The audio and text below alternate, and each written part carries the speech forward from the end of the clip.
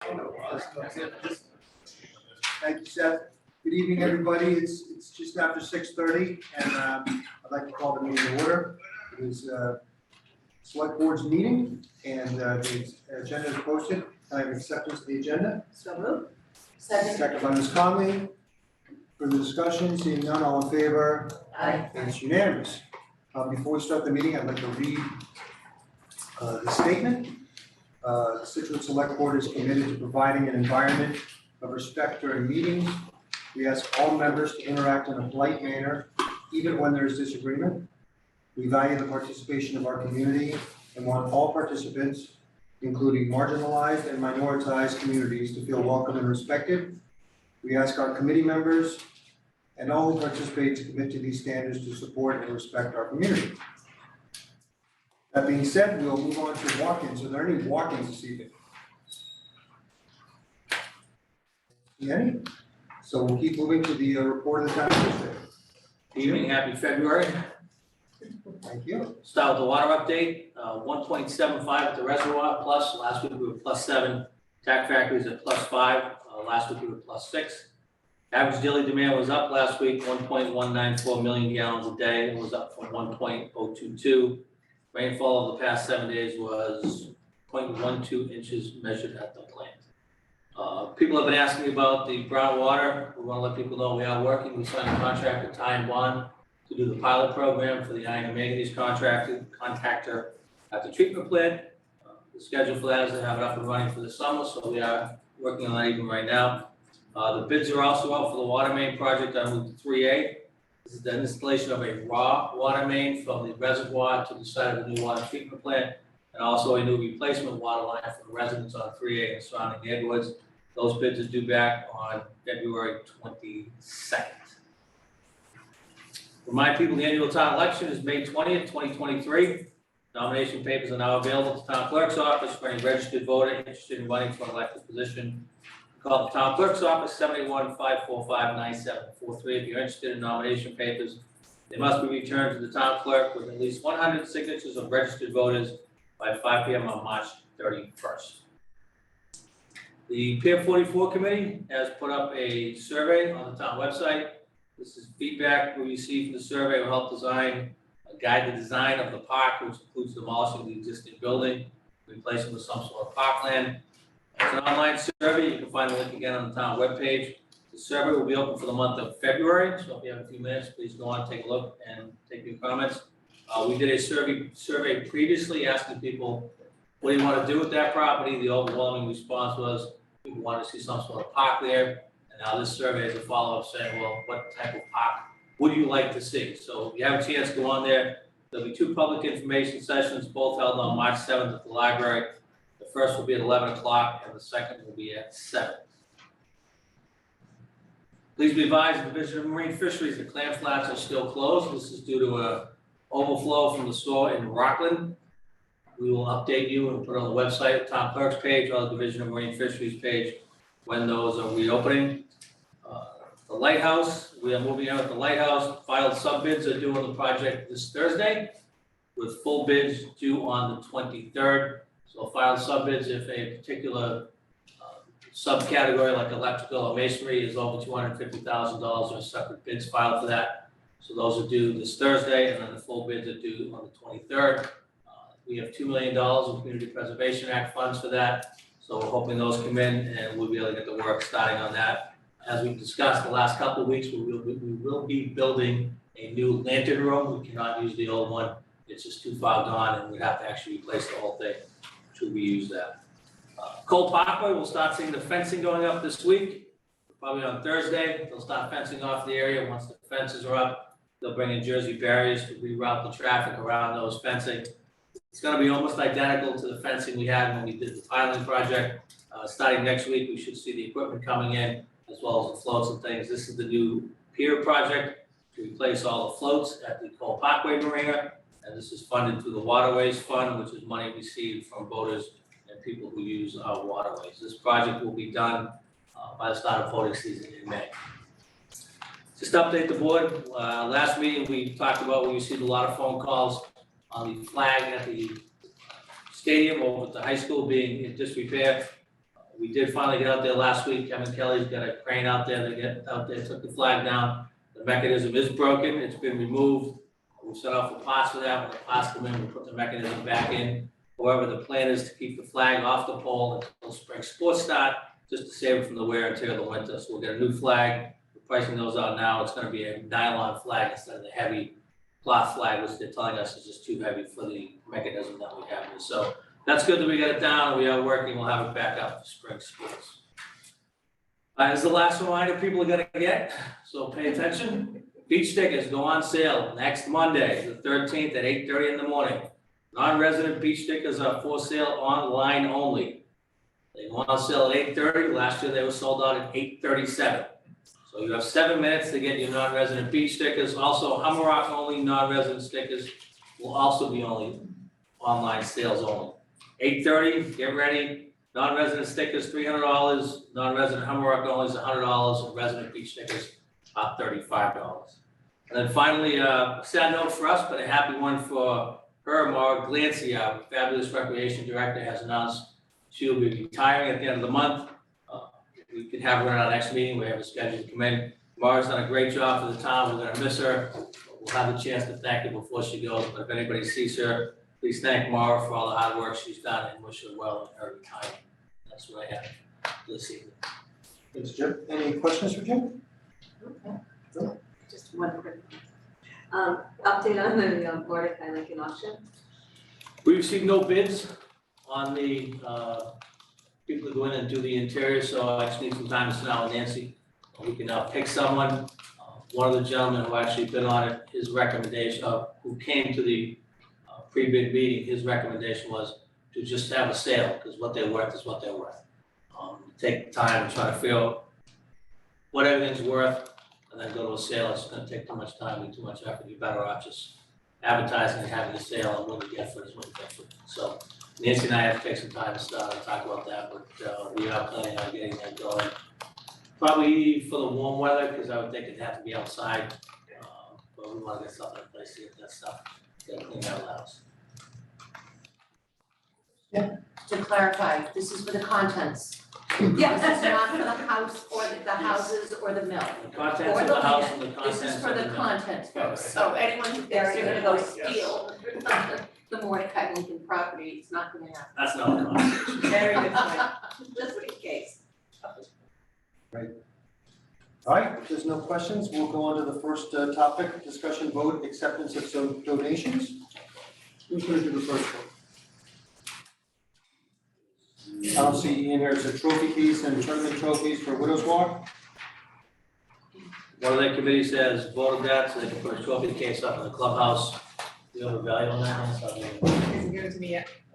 Ian was gonna be here tonight, but there's some stuff going on at home, so. Well, if he comes in, we'll talk about it afterwards. If not, we'll go on to the next one. I don't know what the value of it is. Okay, Mark, are you, Chief, how are you? Good, thank you. How are you? Very good, thanks. Evening. Nice to be here with all your things. The donation, yeah. So we were fortunate enough to have a resident in town approach us, interested in helping us out. We really appreciate you coming forward, and we're incredibly fortunate and we've received some of these donations. So in this case, a resident was interested in donating a number of new flashlights. These are stream lights, they're a attachable type of flashlight. So donated 17 of those with a value of $2,313.17. Wow. Expensive lights. Yeah, well, when you think about it, 2/3 of our operations really happen in low light conditions. So it's something that's incredibly important. These are not just your regular average flashlights. So this was an incredibly generous donation. The person wished to remain anonymous, but to say that we greatly appreciate it as an understatement. Any questions about this? No. Well, I want to thank whoever it is. If you're watching, thank you very much for the generous donation. I know it'll be used, like you said, most of your work, not most of it, but a fair amount of it is in dark conditions. So awesome. Can I have a motion? Accept the donation? Move that the select board accept With gratitude, a donation of 17 streamlight flashlights at a value of $2,313.17 for the benefit of the Scituate Police Department. Second by Mr. Goodrich. Any further discussion, questions? Seeing none, all in favor? Aye. Aye, it is unanimous. Thank you very much. Thanks, Mark. Appreciate it. Thank you. Any other questions for the chief while he's here? See. Oh, wait a minute. Run, Ron is back. Run, keep going. All good. Before we get to the next one, I think I see Keith in the back there. How are you? Good, how are you? I was thinking of not making you have to wait for 2 hours for your license stuff. Why don't you, if you wanna come up and go over it now, we can get you out of here, and, with the caveat, if anybody comes in at 8:45 with questions, then we'll I'll send them down. send them down to the club. How are you? Not too bad, yourself? Good. This is becoming a ritual. It is indeed. So, why don't you tell us a little about what you're gonna do and, any changes and. Yes, so one change, we cut them back from 5 day to a 3 day event, so this is gonna be Friday, Saturday, Sunday. Keeps small, I guess.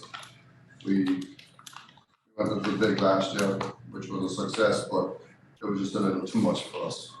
So we bring it back 3 days. Same thing, we'll have the tent Friday, Saturday, Sunday, we'll have radio station Friday morning, we'll be down for a couple of hours. We'll have the Irish dancing, bagpipes, and we have 2 bands playing on Friday. On the Saturday is the same, we'll have 2 bands playing Irish dancing before that.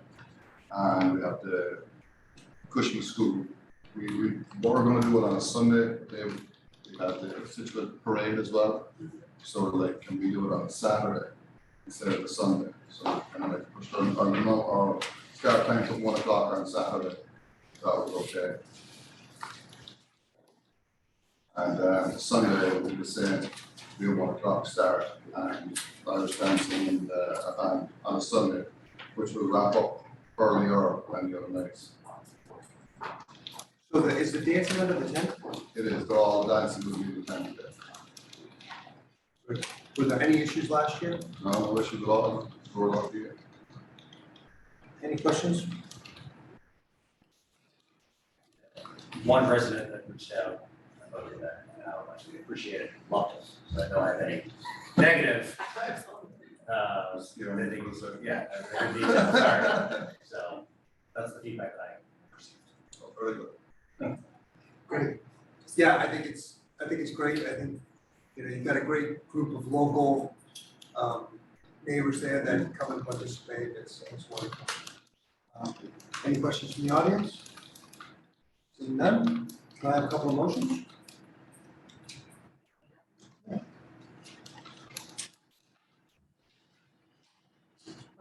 Sure. Just point of clarification, you said Saturday, you want 1 p.m. Please. Move to grant an outdoor entertainment permit to the Voyage for a St. Patrick's Day celebration in an outdoor tent on the premises on Friday, March 17th, from 5 p.m. until 11 p.m., Saturday, March 18th, from 1 p.m. until 11 p.m., and Sunday, March 19th, from 1 p.m. to 9 p.m. Perfect, thanks for that. Second. Second by Ms. Conley. Is that for that's just the entertainment? Okay. Second by Ms. Conley. Any further discussion? Seeing none, all in favor? Aye. Aye, it is unanimous. Is there another one? Is there another one? Yeah, there's the outdoor. There's an outdoor one, Outdoor, yeah. probably next. And then just checking the time, so Saturday, again,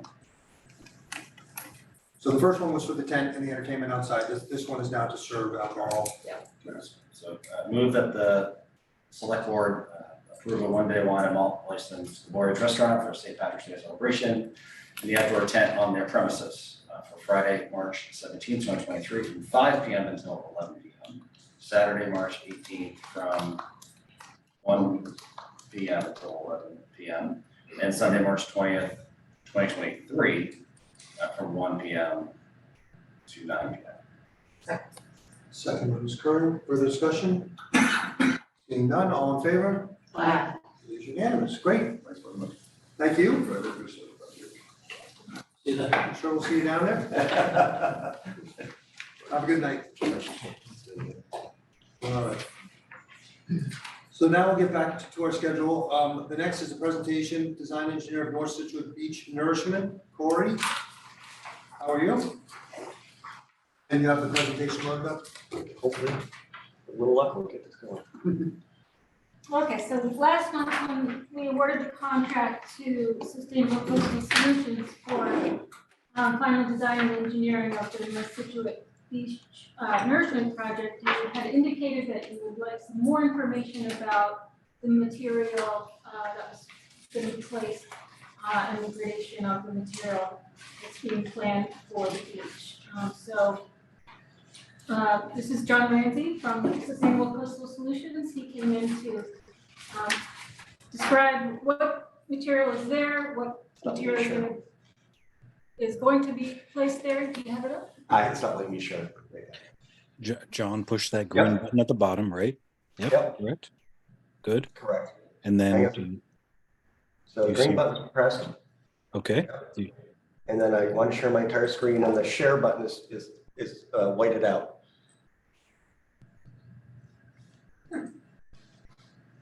Worked before, but Maybe I have it set up on 2 screens. before. Let's see.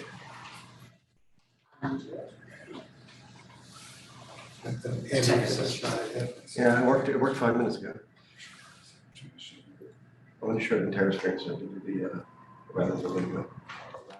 Yeah, because I just want to go to PowerPoint mode, it needs to show the entire screen.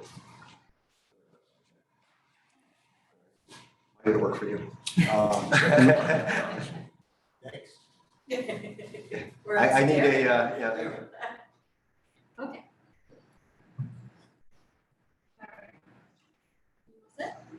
Hopefully.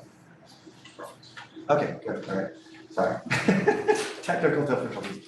So yes, I'm here to talk about the North Scituate Beach Nourishment Project. Obviously, this is a project that has a long history, and a lot of people, including me, have sort of forgotten about what this project was when we did it.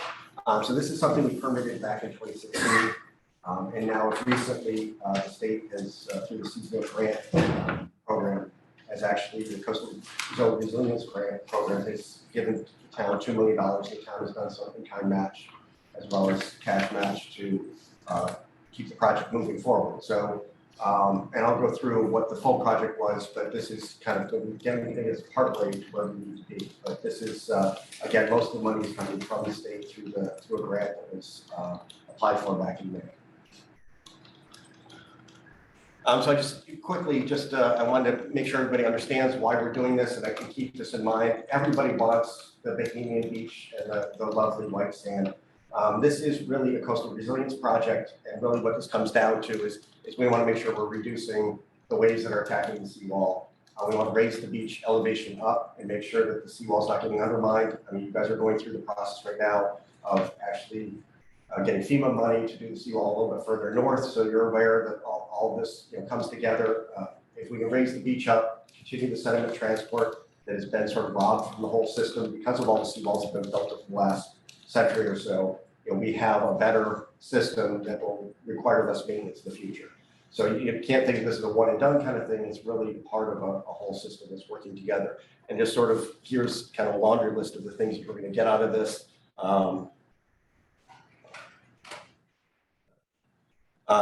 But I mean, I think one of the things that really comes down to is that not only are you going to get this beach here, but as this beach erodes away, it is supplying sediment to the south. And I did hear those questions, and wants to make sure that Marshfield's not getting the sand. It is not going to get that far. It's never going to get past Scituate Harbor, for example, in this case. So there's really no concern about that. You're doing Hummerock, you might have some concern, but this area, you really don't have to worry about that at all.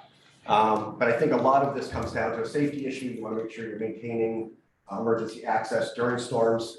Critical issue in 2018 on Surfside, we had a seawall fail. All that area is very susceptible. The last few years, we've been very fortunate, but we know that 2018 storms are coming again. So this is really the primary reason here is shore protection, and I wanted to sort of drive that home. So these red dots here on this map are repetitive loss properties up through 2015. So these are properties that had multiple FEMA claims in Scituate in this area. And so you see the Surfside area is just a tremendous red mess. So this is an area that really truly needs protection.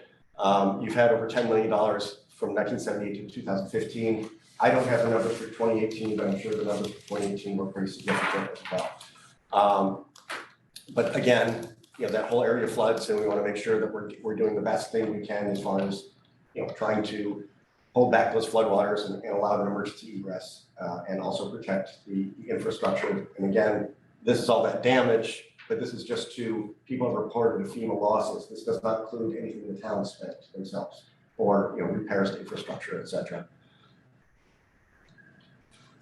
So the one thing that you have an advantage of here, I love our state, everybody has private beaches, so it makes it very difficult to get public money. But in the 1960s, the Army Corps came in and actually did a beach nourishment project here, and they got a public easement along that stretch of shoreline from basically the causeway all the way down to about 350 feet south of Mitchell Road along Surfside. And you guys actually took that land, I believe sometime in around 2010. So that is now town land, so it is a public benefit. So this is the reason why you can ask for public funds. And it's a great thing, and I can tell you there's not very many towns that are in the situation you guys are in because of that. So it's a really nice thing to not only have that core project, but then also make sure that that easement was turned into a taking and moving forward. So the original project we permitted back in 2016 was actually 3,000 feet long, over a half mile long. And so it's a very large project. At the time, it was going to be about $8 million. Unfortunately, with inflation and everything else, that's going to be quite a bit higher if we were to do the full project. And it was going to take 6 months to do. So we were talking about doing a phased project anyways, maybe a multi-year project. But the whole concept here was to actually protect that area for at least 10 years. And then that material again would migrate south to Egypt Beach, Van Hill, et cetera, down the way in the Oceanside at some point to continue to protect those areas. So again, it's not a one and done. The beach nourishment does not only help that area, but also helps areas further down. So this is what the project looked like, it had a monstrous footprint. So just the flat part of the beach, which would actually be only about 5 feet below the top of the seawall, would go out 100 feet and then slope down gradually offshore there. It would extend out about 300 or 400 feet and certainly make your beach much wider than it is today. Obviously we're not going to be able to do the whole beach, and we are modifying the design to do a shorter section, but also probably narrower berm. Because we only have probably around 25% of the budget that we need to do the full project. But it at least gives you an idea of what we're looking at and what is permitted. So that's our permitted footprint, and we're going to be coming down Gannett. That's going to be our access. So we're going to be working from there, probably both ways to make this work. So this is the available funding again. So this is a 2-year grant CCM gave us. Tried to get, and we want to make sure we're doing public outreach. This is my first time here. But we are planning on doing public outreach as a public meeting, likely in the summer and again before the project starts. So that will be something that we are looking at starting in early 24, the construction actually, because it's a smaller project, we can do it in about 2 months. Planning on it, the project's probably only going to be about 1,000 feet long as opposed to the 2,900 feet. But we are looking at hopefully 60,000 yards, maybe less than that. It sort of depends on prices that we get. And I'm going to pass these samples out in just a little bit because I want to make sure we understand what we're doing here. The material, we always go for what's beach compatible. So we do sampling of the beach. We took 21 samples of the beach when we designed this. And I just, because I've switched companies, I don't have those samples anymore. So I actually went out and got samples. So I have new samples here just for visual. In your beach, you have a nice thin veneer of sand on it right now. And you can see some of the, again, it's all, when I'm talking about gravel, it's all rounded. So it's natural gravel that we bring in. We're not bringing in any rotary base or anything like that. This would be natural stone. But if you dig down, it's about 25% gravel, 75% sand. And as far as walking on it, it is sand. In the summer, you're going to get that nice veneer that comes up. In the winter, the whole concept is you get that stirred up, the waves stirred up, and you get that kind of gravel ridge. And that's really what you need that to make sure that you're getting the long-term protection out of this project. So it's not like Egypt Beach. It's not a cobble. You have Waddles Beach up in the Glades, and Egypt Beach down south, you have cobble. But this beach is not that. We're coming in and doing what's compatible with the beach, not something that's different from the beach.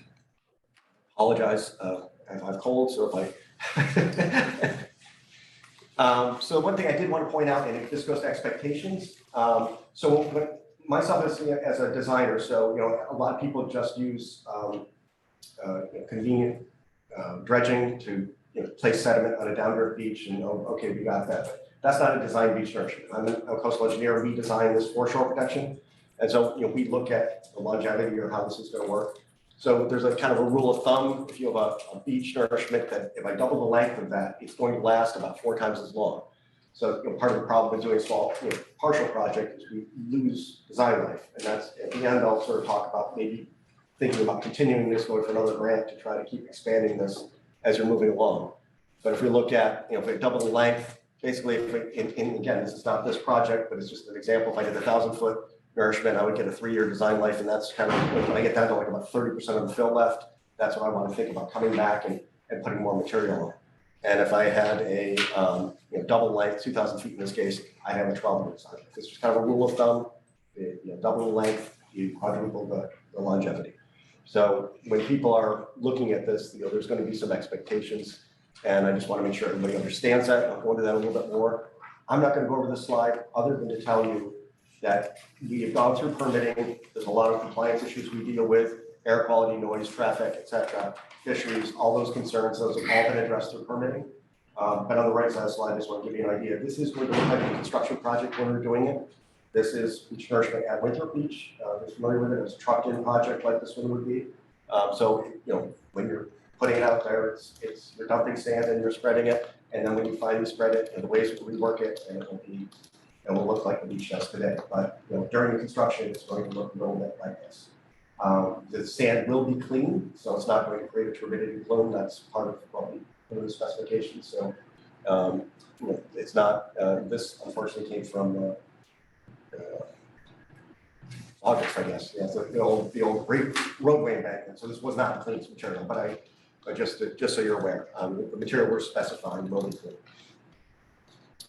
So this is the beach, and so this was where we were on I guess the 31st of January, taking my new samples. But if you look at the right there, we were just taking the samples. You can see the gravel in the samples. So this is what your typical beach looks like. It's standing on top, you dig down, and you get a mix. So that's what we're trying to replace and making sure that we're doing that. And so why do we want to do that? So why do we want to make sure the gravel component? So again, from an engineered standpoint, the coarser the material, the better class. If I were doing an ideal thing, then the collar. If I wanted to make class, but that's obviously that is not what we want to do here. So if I have coarser fill material, it's the same grain size, or fill material is finer. This is the way they perform what we call equilibration when the waves hit it. So the coarser fill will stand up and stay wide, but the face will be very steep. The fill material, if it's equal grain size, will have basically the same slope as our existing. And the finer material will, basically most of it will erode very, very quickly. And that's the concern. A lot will erode way out offshore. And that's when the Army Corps did their 1960s project. They brought the material from offshore. They dredged very fine grained sand and put it up there. And so it was still in the system, but it did disappear, at least from a protection standpoint, very, very quickly. And that's not what we're trying to do. So your beach sediment. So what are we looking at? And actually, maybe I can do is pass these around quickly. So this is your sand. This is what your sand is. And then I tried to separate out kind of what your sand portion, and then this is actually from part of that sand that's washed out. So what I'm saying, we're looking for about 25% gravel, even though it looks like, there's gravel in there, basically it's sand. You're going to see sand. So I tried to get most of the gravel out. I'm sure I didn't get it all out, but that's, basically the same samples, one where I separate out the gravel and one where I didn't. So to give you an idea. And so again, no cobble, so no worries, beach to beach. We're less than 25% gravel, and it's gravel by weight, not by visual. So think of it that way. Gravel weighs a lot more, and so just because it's 25% gravel, from a visual standpoint, it looks more like 15%. And then the remainder is going to be sand, and then you see that less than 3% by weight passing the 200 sieve, that's basically, less than 2% is or 3% is going to be fine. So everything is going to be clean sand. We can't get it down to 0, but 3% is extremely low. So that's what we're going to specify for the nourishment material. I just want to touch on the truck route. This is the truck route that's permitted, and basically, from the state, just from the state highway. We don't specify anywhere more than, it's going to come in Route 3A somehow. And then the truck route, unfortunately, the one's route goes through North Situate Village. It is what it is. It's the best we could do. But that is the route. It goes like Gannett Road, and we're going to be using the boat ramp at Gannett Road to be the construction access, and then we'll turn around and go back out. And so again, I just want to kind of hit on the expectations. So we're looking at something that's only going to be about 25% of the volume for the whole project. So I want to keep because one of the things as that coastal engineer that I am have experienced too many times is people put it out there and it's gone. Well, first off, it's not gone, but I want to make sure everybody understands what it is. So it's going to quote unquote adjust equilibrate, which means when we put it out here, someone's going to slide out into the surf zone. When you go out there right now, you see the waves breaking a little farther offshore where that bar is. That bar migrates onto the beach in summer, but that bar is an important part of the system. And resupplying that is a key part of making this whole thing work. So when people see us build the berm, part of that berm is going to equilibrate and react to that. So we're going to see a loss of that, especially during the first couple storms. We are building this up at an elevation that storm should not get, after this construction should not be able to get above it. So that will protect the wall for some time. Also, the north and south ends of the beach, we also have we'll call spreading losses. You saw that the way that things shape is wide beach, then it ends pretty abruptly. Those ends will erode faster than the north. So it's just the spreading losses, and especially the south end will spread more than the north end because the transport is generally from north to south, the central transport. But I want everybody to understand that just because you're seeing some visual loss, that material still is in the system. It's still doing its job right there for a decent amount of time, and it is also supplying sand to other portions of the beach that also need it. You're not going to have, because of the shallow profile here, you're not going to get offshore losses. Pretty much everything's going to move along shore at some point and provide protection further down surfside, which is a helpful thing. So I just wanted to leave you with we originally, because of the size of the project, looked at a phased approach anyway, so it's a lot of trucks. This having a $2 million grant is great, but we talked to CCM, Corey can talk about that if you want, but CCM encouraged us when this project is finished in 24 to maybe go for a grant in 25 to get more money, or there are other options, potentially getting seawall money. Although Kevin, and say that Kevin and I tried to put a grant together for that, and that is a little harder because you guys have plenty of seawalls that need to be fixed, and you might not want to use your efforts to try and use that process. But there may be some other grant opportunities that at least get you some match to get you further down the road. With that, I will open it up to questions. Is that it? Thank you very much. Good seeing you again, John. Can you, I know we have a lot of questions, but we all have the question about the traffic. Yeah. So if you can just kind of explain how 2,500 trucks get onto the beach and off the beach, and Right. If you've seen this before, are they all lined up and it's going through neighborhoods? So we've done it a couple of different ways. I think for this project, since you're probably going to be looking, I would like to get the project out as quickly as possible, so you're probably looking at somewhere around 60 trucks a day. They generally try to avoid the morning bus hours. I get that every time. So we're generally they're trying to work basically 9 to 3. And so I've seen it done in convoys. I personally do not think that's a great idea. Because usually it's police escort kind of thing, and it just messes up traffic in a way, and it also makes it very difficult for, depending on where they're getting material. So I think it's easier to come in single trucks. It's not that many trucks if you look at it spread out over a day. You're 6 hours with 10 trucks an hour. It's, when it really comes down to that, you think about 10 additional truck trips on that road. It's not excessive. So it's, again, so they will go down to the beach. And you saw what that photo was like from Winthrop. Basically, you kind of create a platform. They dump it pretty close. They'll set up the platform and they'll basically turn around, dump the material, and drive off. The road will be cleaned Obviously, the contractor is gonna have to make sure that they are washing and making sure that there's not a dust problem or anything during the project, but, they're going to probably hose down the trucks as they're leaving to make sure that they're not dragging dirt down the road. But it's not, in the Winthrop case, I think we were doing somewhere around 200 a day. So it was pretty excessive and went through Revere.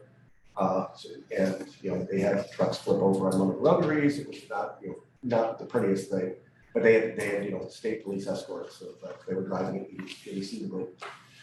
They created more problems for the police than they did. I hate to say that. So I think in this case, I think it would be just having, some sort of traffic control at the Gannett Road ramp would probably be plenty. And if it creates some problems, then I certainly would work with the DPW and figure out what the remaining traffic issues might be. So that it is a truck every 6 minutes. It So is. that is for 4 months. For 2 months. Yeah. So for 2 months, so Yeah. that's a lot. It is, and it is, I will say, it's in the winter, it's February through, April is what we're looking at, our window. So is there so they're coming on, they're dumping, and then is there a machine that levels it? Is that? Yes, so there'll be equipment, there'll be the bulldozers on the beach and loaders on the beach to, move, the loader will move the material to where it needs to go, and then the dozer will flatten it out.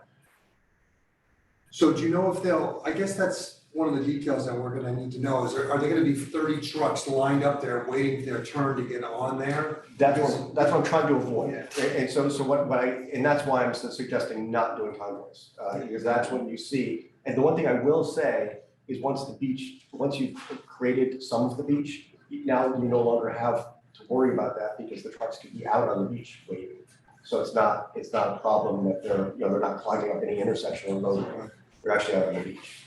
And so I think that's the way it was done for Winthrop. They started it, and they had some trouble starting it, but once they got to a certain point, they were able to, that amount of trucks did not create problems.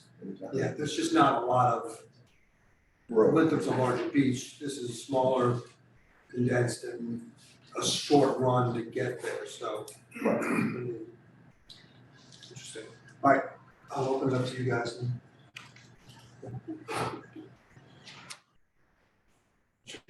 You want to start us off? Sure. Yeah, you answered a bunch of, thanks for coming in. I think you answered this question, but in the report it said the north and south beach areas would erode quicker, and that's because it's not, so that was my question.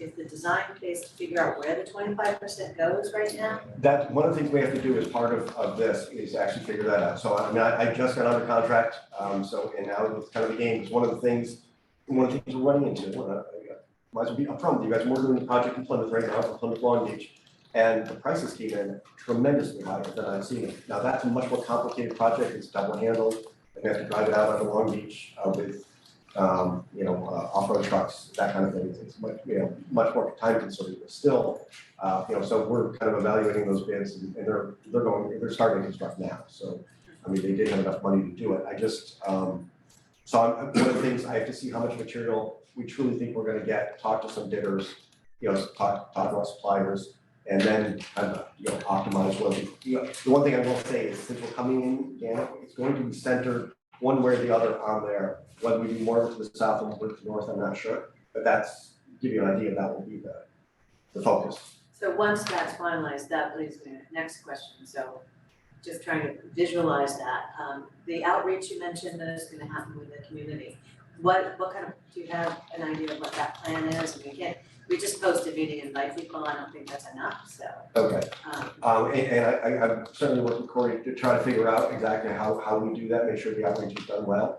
The one reason why I wanted to make sure we do it in summer, I want to make sure we have those people, because that's, those are the people that are here. So that's, and the thing is because, originally, the way this got funded, we were hoping that the funding would come in the summer, so we did the first outreach in the spring, and then the second outreach in the summer and start in the fall, would be the ideal way we're doing it. But because of the delay in the contracting stuff from the state, we kind of moved back a bit. So the first public outreach now would be in the summer. Second public outreach would be probably more towards Thanksgiving time frame. Yeah, because especially since it's a section of the beach, it's kind of, I'm having trouble imagining what that looks like when walking on the beach. So that'll be a big thing to explain to people. A question about the permit itself. So it's been extended over time. Does this give us additional time on that permit? Okay, how long is that extension? Another 10 years. Another 10 years, oh, that's a job. And then the last, two questions. Will there be in the bid some contingency funds for repairing? It said in your slideshow that the town would have to take care of road damage, that sort of thing. Do we factor that into this budget, or how do we? We generally do not, usually the repairs would be to the ramp and those types of things down at the base, you know, depending on how we have to do that. Historically, I would say historically that, you know, because they're typically public projects, the town would be, I know because the winter project is a little bit different than the state project, that I think that they were planning on repaving the road anyway, so the state gave some funds to help repave the road, but, you know, this project, you know, is large, but it's not huge, so I'm not quite sure, you know, the level of damage. I'm sure Kevin will know what we need to do. And the last question is, if the design, we just spent a whole lot of money to repair the stairs that come along Blades Road to go down to that beach. And Victoria's Well Road, so when the design is being made, we need to have some thought about, are we closing off one of those, I mean, we just have to think about the access and how it impacts the, And there's the stairs just further north. there's 3 or 4 sets of Yeah. stairs. And I don't think, you know, being there, my guess is that we're going to, whatever we're doing, this was first phase, we're probably not going to try to reach those stairs. So we're not going to change that access.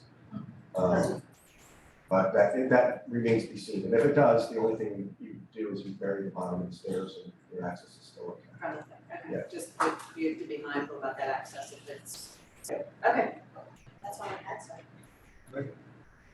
Can you elaborate a little bit on, you said you may do more on the north or the south side of the beach. So you've got a quarter of the material that you wanted to initially do. Right.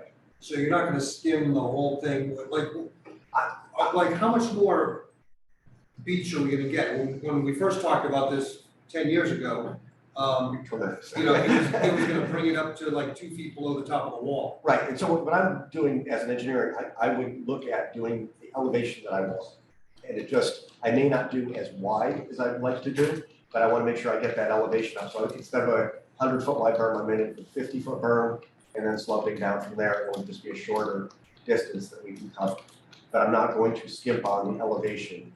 I'd rather skimp on, you know, because the thing's spreading it out in a thin veneer, as soon as the wave's over top, it just spreads very quickly. So I'm trying to get this to act as shoulder protection for the longest, you know, kind of optimize it for the best I can get for the budget I have. But keeping in mind that the neighbors and the citizens of the town walk that beach, so we can't have a mountain that then comes down to. As I said, it won't be a mountain. So as I said, the north and south will erode, you know, and I don't mean, they'll come back, but they're also going to smooth down from the top too. And then you're also going to have, so what more like, if you're walking along the beach, you'll go be walking along, right now you don't want to do it at high tide or at low tide anyway. So you walk along the beach and then you might have to veer out to that line, you know, wherever that, so let's say the mid-tide line, and then veer back in. Because, you know, you just won't want to kind of walk into the dry sand, because it's hard to walk it, right? So you'll kind of stay on that kind of wet, dry line and walk along that. So it won't be it's not gonna be a big mound. It's gonna be, again, this is, the way you place it, it's very quickly adjusted by the waves to, you know, return it, you know, because the waves will adjust it to what it looks like slope-wise today, because we're using the same kind of material that you have. More?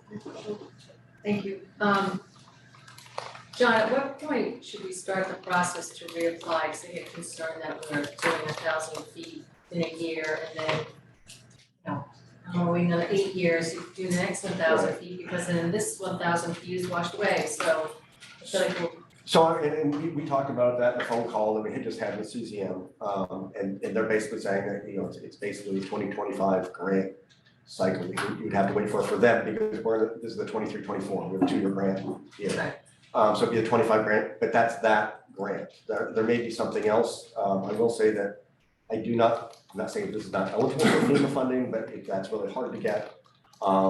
dam and seawall is, for beach nourishment, seems to be difficult to get. But the one thing I guess I would encourage you guys, if you want to make sure you have the ability to do this past year, CCM had ARPA money, so they had extra money to give, and that really helped this project.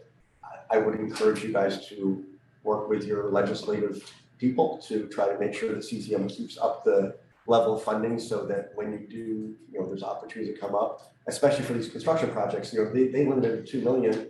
That's really not that much for construction. So, if they could be encouraged to maybe for, certain types of projects to allow more money, that might be helpful as well. Okay. Thank you. And then secondly, it's been 10 years, so, will you be going back and reevaluating the wall to ensure that you're going at the most, I don't wanna say compromise, but In the town right now, and probably Kevin can speak to this, the town has a FEMA grant. You guys are going through the process of, for the north part of the wall right now, which is the most compromised. But from a flood loss standpoint, it's the houses are back. So it's not that bad of a, but the seawall itself is compromised. So I know the town's going and repairing that. The coastal armoring there as opposed to beach nourishment. they are. We're going after, we're going with FEMA. So you're saying you're not gonna prioritize filling that piece? Correct, right now. Oh, interesting. At least I wasn't planning on it, if That's the far north. the far, yes, from Define far north. Grasshopper Lane in north. Yeah, that's in the north section, but it's up further there, and we've made some repairs, but there is some FEMA funding requested at that location. If it does not look like it's going to be funded, then we would adjust, so we will be talking about that before it. Okay, I'm just trying to get a sense of where you're focusing on. Right, and for us, for the nourishment, we could put it going further north and then keeps feeding south. Right now, the kind of the highest competitive loss properties are probably the first section of Surfside. Gets pretty much every storm gets whacked pretty badly, so if we can stretch it to that area, it'd probably be helpful, but we'll see what we can do. Yeah, I'll say overall, my initial concern, this helps a lot, because I was worried we're just 1,000 feet, and we really doing anything, and it's clear in here, the science is there, it's gonna absolutely nourish. I know you're not trying to overpromise. But again, to the communication piece, I think we need to make clear the value and the science behind how the beach nourishment really is. I understand the pain points for 2 months, but the Winthrop Beach and what they've done, it's fabulous. You look at Avon Beach and I went down the rabbit hole of beach nourishment the last couple of days for what it can really do. And sure, I guess my main problem is why, this is 10 years, keeps taking so long. Besides talking to our legislator, how do we? And I can probably speak to some of those, because I sort of know where you're going. So you need to understand, the reason why I said Massachusetts, one of our problems is everything is privately owned, or too much of it's privately owned, and it makes it a nightmare. So you look at Avon, New Jersey, you look all the way down the coast of Florida and all that, they get a tremendous amount of federal and state money because all the beaches are public. So that's one issue. The other issue you have here is the politically correct, how can I say it? The fisheries lobby is very, very powerful up here. And because of that, they have kind of put a moratorium, without saying it, on sand mining. And that's how most beaches are nourished everywhere. And that's how Winthrop was intended to be done. But we fought that for 12 years. It got basically turned down when we finally get to Washington, DC. So that was a very painful learning lesson for me. And I'm not saying I would never try to sand mine again, but I will say that until something changes in the State House, I think that's, so you're stuck with trucking, and this gives you an opportunity because you're a public beach, which is great. You have other opportunities in the town, and obviously there are some beaches that are public that you still have that opportunity, but one of the things we ran into, for example, we worked on Humrock a little bit. One of the things we ran into is Humrock has got, it's a private beach and it's dealing with every individual. You guys do it. That's the test case for folks to see, Yeah, so Winthrop, Revere Beach is another one. Revere Beach is something that was nourished in 1990, it's still there. it's done great. That beach used to have a seawall that just dropped into the ocean, and so, that's raised the property values tremendously of your beach, so. Ken, did you have any? Thank you. I do. The floor is yours.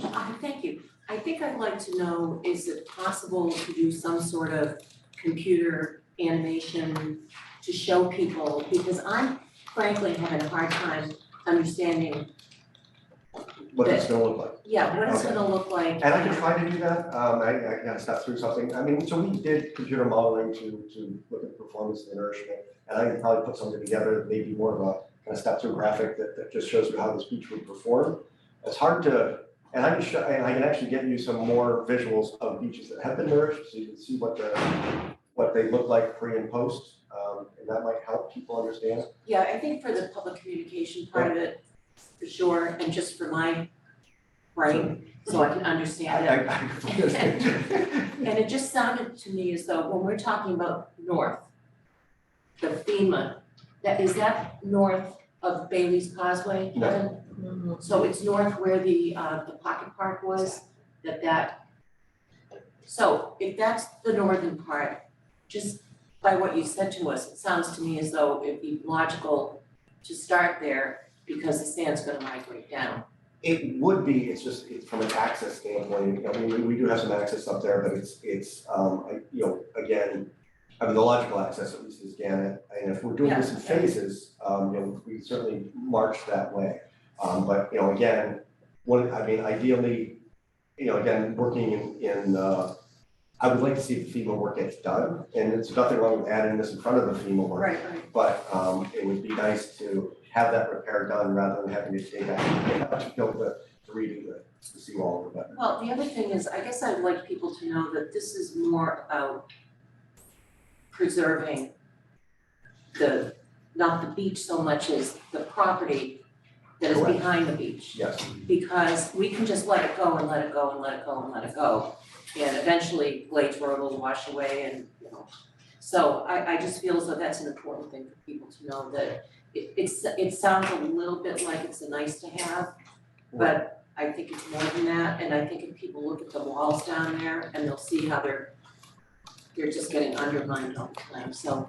and when I do the public presentation, it would be longer than what I'm doing, and I would go through, typically what I go through is what's the difference between engineered beach nourishment and what people think of in Massachusetts as beach nourishment.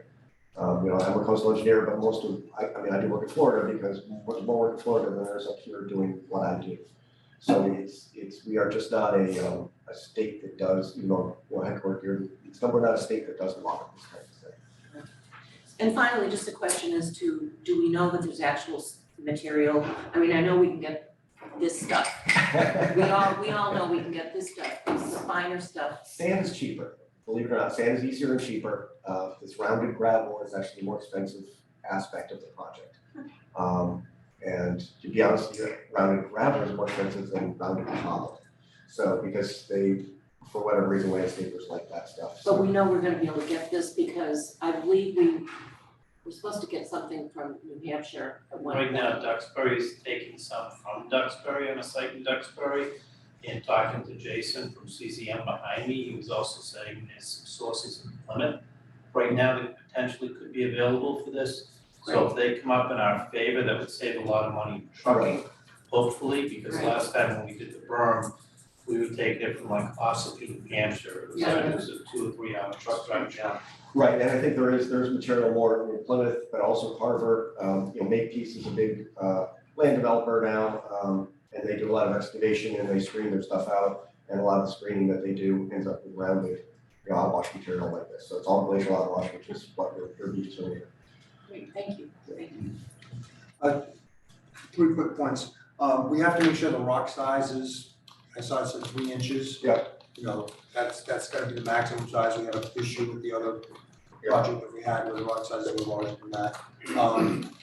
I think it was very interesting that the project itself is also rejuvenating the sandbar, which has a big impact on the wave impact as well. So I think that's something I didn't really think of a lot. And one other thing I wanna say, which kind of counters what Karen just said, there is a recreational component of this. This is a town project. the majority of the town don't live on that street. And I think we do have to keep in mind that we do want to renourish the beach for recreational use as well. And certainly with the type of touring we're doing, this is a great, this will be a great recreational resource. Yeah, so I think that has to be promoted to the town in general, because it isn't just a betterment to fortify that street from the wave. So, that's how we talked about it when we started this whole thing, that there would be a great beach for people to use as well, and the benefit of the impact on the seawalls is great. So in your presentation, I think the video is a great idea, I'm having trouble looking at these diagrams. Sorry. So, Ready to yeah. All right, any questions from the audience? Hi, not so much a question, just a statement of support. My name is Jason Berger, I'm with Coastal Zone Management, I'm the South Shore Regional Coordinator. We actually have a very long history with this project. Our office, through our Coastal Resilience Grant Program, actually funded the initial feasibility, engineering, and permitting work that was done here. We were very pleased to be able to provide a grant to the town for this $2 million, which is our cap for this year, and it was the largest grant award we handed out, and it's paying for about 94% of the project. It was mentioned that there's a potential for the town to come back in subsequent grant rounds. I would very much encourage the town to do that.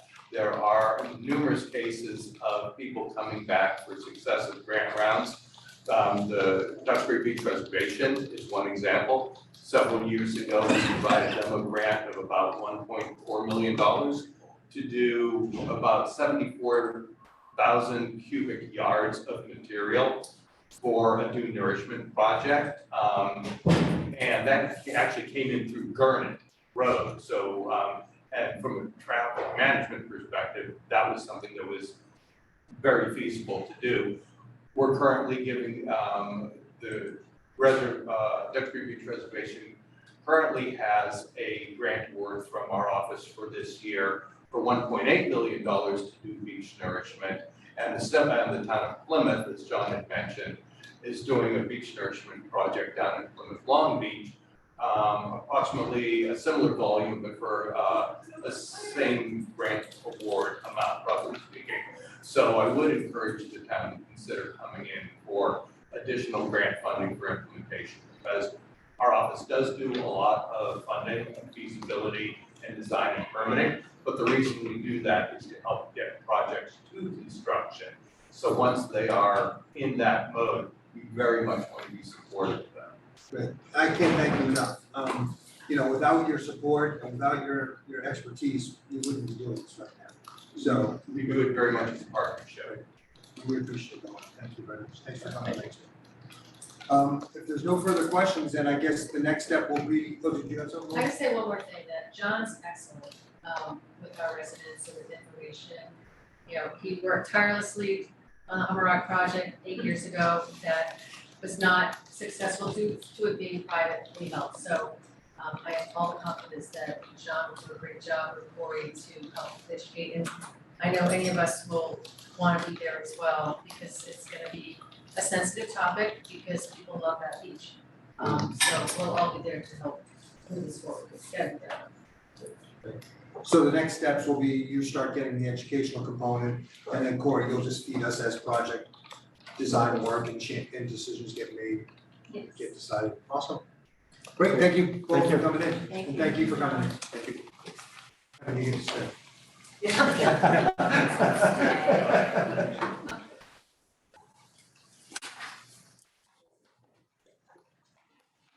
All right, the next discussion vote is the transfer of liquor license. Guess what? No, you take your samples.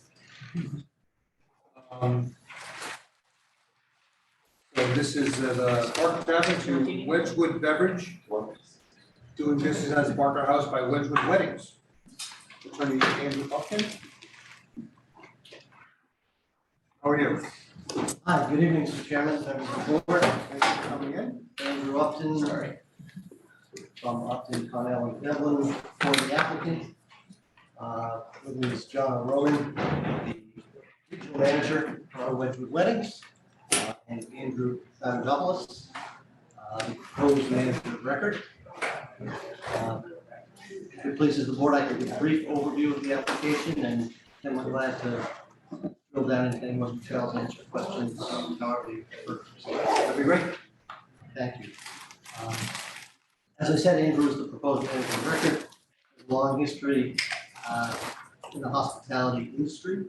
He's tips trained, familiar with sale and service, alcoholic beverage, and supervision of people selling and serving alcoholic beverages. He was in Rockland, a short drive away, and he tells me that in all the establishments serving alcohol that he's worked in his long career, they've never had a violation. So we're proud to have him. There's two important things I want to mention. One is that if you went to a wedding there today, or tomorrow, or next year, we expect that you would still experience a historic seaside wedding venue owned by a family business. These guys are purchasing the business to run it as a wedding venue as it has been. They've signed a 15-year lease with 4 5-year options. So they have 35-year potential commitment to do the weddings. Just to touch on the legal points, we believe the public need for a liquor license has been established and well known for many years. So that brings us to the character and fitness of this applicant. Wedgewood Weddings has 50 wedding venues all over the U.S. They're expanding New England. It is their only business. Wedding function halls, function establishments. We're not saying there'll be 0 changes to the facility, but it'll be a wedding venue, and we would expect to see some investments and some capital expenditures and things of that nature, but really no significant changes. Everyone who works there will be tips trained. It's Wedgewood's policy to have private security at weddings. That's built into the contract with the wedding partners or the wedding customers, that they have a private security person on site. Told that they do not have incidents with any regularity at this wedding, but if you know it's the case, it's nice to have someone. With that, I can also tell you that these two gentlemen are on site now, training, learning about the facility, getting ready, hopefully to get approval from this board and the ABCC and closing the deal, so they can have a turnkey operation as soon as things get approved. If they do, they're in the process of hiring staff, and priority is being given to people who work there now, who want to stay on. Second priority is to residents of the town. Third priority is to residents of the area. Depending on how many people they're able to hire, some people might come from all other places, but they made a commitment to the sellers and to the community to be local. That being said, everyone who works there will have to be tips trained and will be supervised and trained by Andrew. And that is the basic overview, and we're glad to answer any questions or get into more detail on any aspect of the application. Great. Before I open up, just a couple of quick questions. Can you tell us where you've worked and what you've done, a little bit more detail? I've worked mainly in hospitality, Hilton. I've worked in Boston at DoubleTree, Boston, Cambridge. I've worked in Orlando. I've worked in Key West. I've worked in New Orleans. So I've seen all different types of liquor licenses, all different types of ways to purchase liquor from vendors, from the state, from wherever the case may be. So Mostly bigger, like hotel venues, as opposed to like smaller restaurants. Mm-hmm. And if you could just answer, where are your other venues? Are there any locally that we would know? We have one named Granite Rose. It's in New Hampshire, so it's in Hampstead. That's the only one on the East Coast so far. And where are the majority of the others? Mostly California. We do have a region in Colorado as well, Texas, Nevada, and one in Vegas. Okay. Yeah. Great. I'll open it up to any questions. Go ahead. Just a couple, so I was a little looking, thank you for all the backup for that, introduction. So in the backup, I didn't see so you'll be on site? Yes. Okay, so I didn't see your backup material, I may have missed it, but obviously you're going to certify me for quarterback. So, okay, usually we get that in the background. And this will be your, what are your hours going to be? Are you going to be managing other sites or? It will depend on events and stuff like that when we actually have one booked. Generally speaking, Tuesdays and Wednesdays there aren't any events, so those will probably be the days I'll be off. I'll be here for weekend events and everything else like that. So you're on site? Absolutely. Full time. You answered my other question. Any questions or? I guess it's more, how many people in this room know someone that's been to a wedding before? Yeah, right? And I guess I only bring it up, I guess, for just some of the sensitivity of this. I mean, this is one of the votes you take. I mean, you don't know how you feel, you're happy it's gonna stay. I pray that swordfish is still gonna be there. But no, there's just a sensitivity to it for how many cousins of mine have been married there. How much this community cares about it. And I know you get that, people probably say that at every meeting that's there, but it's such a historic building, such a historic place for so many people. I ask you to just keep that in mind. How many lives over the hundreds of years that it's touched. I'm taking care of it. Well said. Welcome to Scituate. I have a question though, if you're only a wedding venue, why would the liquor license be Monday through Saturday? And you have Sunday there too, but do you really host a lot of weddings during the week? I'm just curious, because you had indicated it's just weddings only.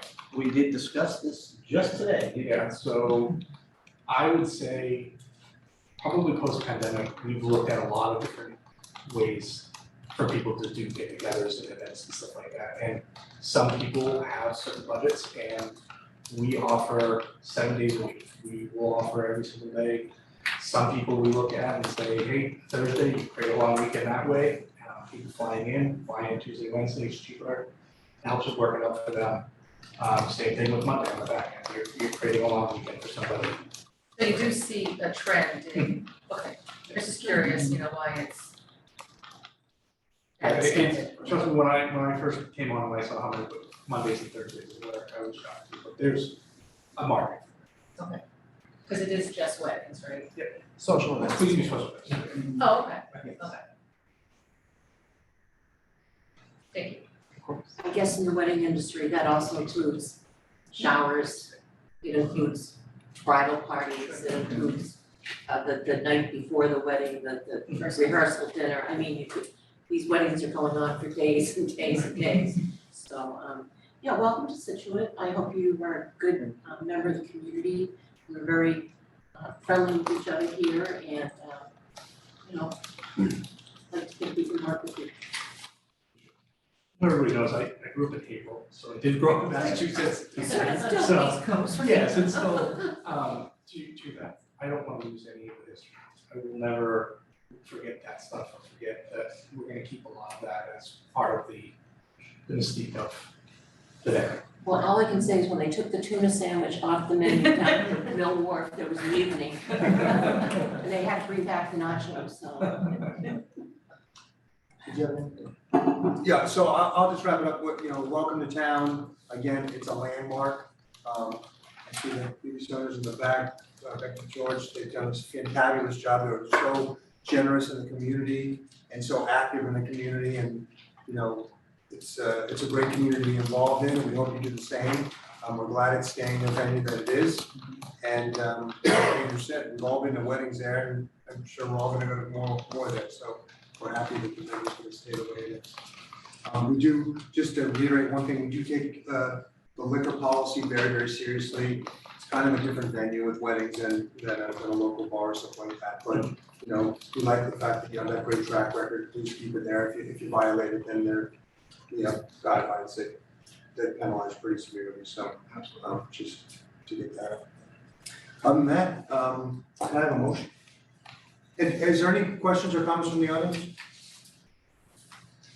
I'd like Oh, to yeah. just make a short comment. Just your name and. I'm George Jordan.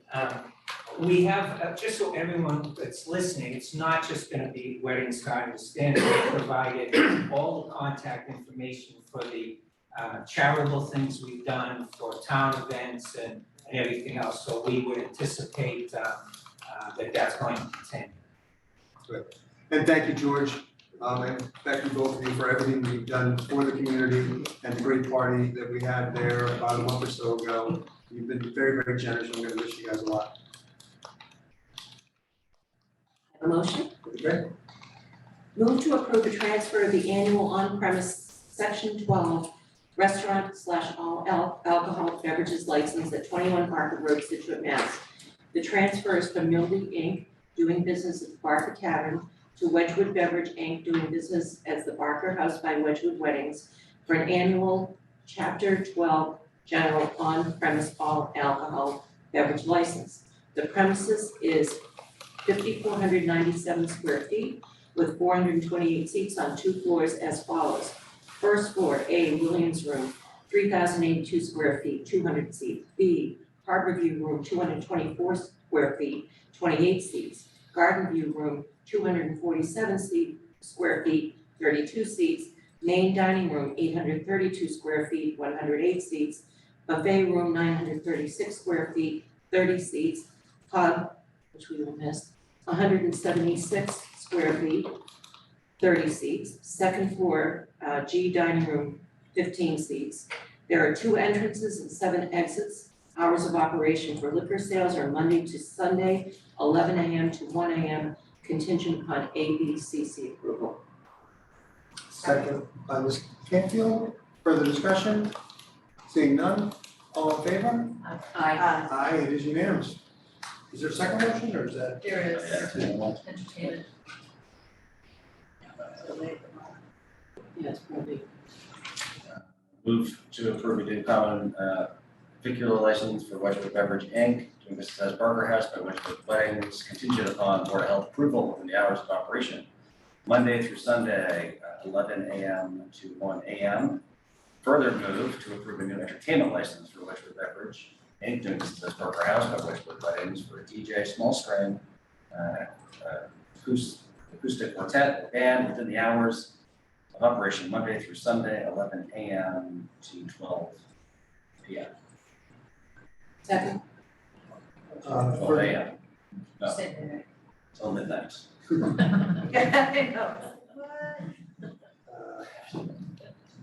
Who seconded that? I did. Second by Ms. Conley, further discussion?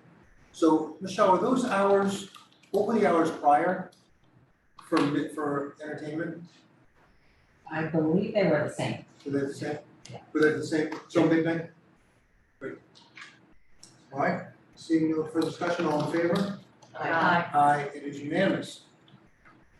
That's it. Thank you very much. Thank you. Congratulations. Thank you. When are you opening? When do you think you would start this? Pending ABCC approval as soon as we can. Okay. Great.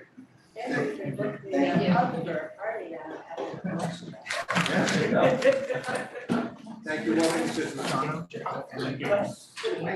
Oh, I'm sorry. Wanna go?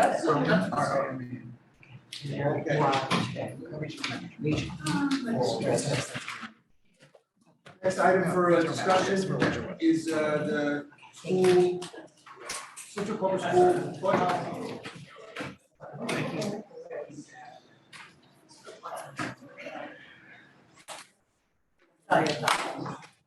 Bob, how are you? Good, how are you? Bill, how are you? Great, thank you. Well, you wanna come up or you wanna stay back? Whatever you want. Put out the door.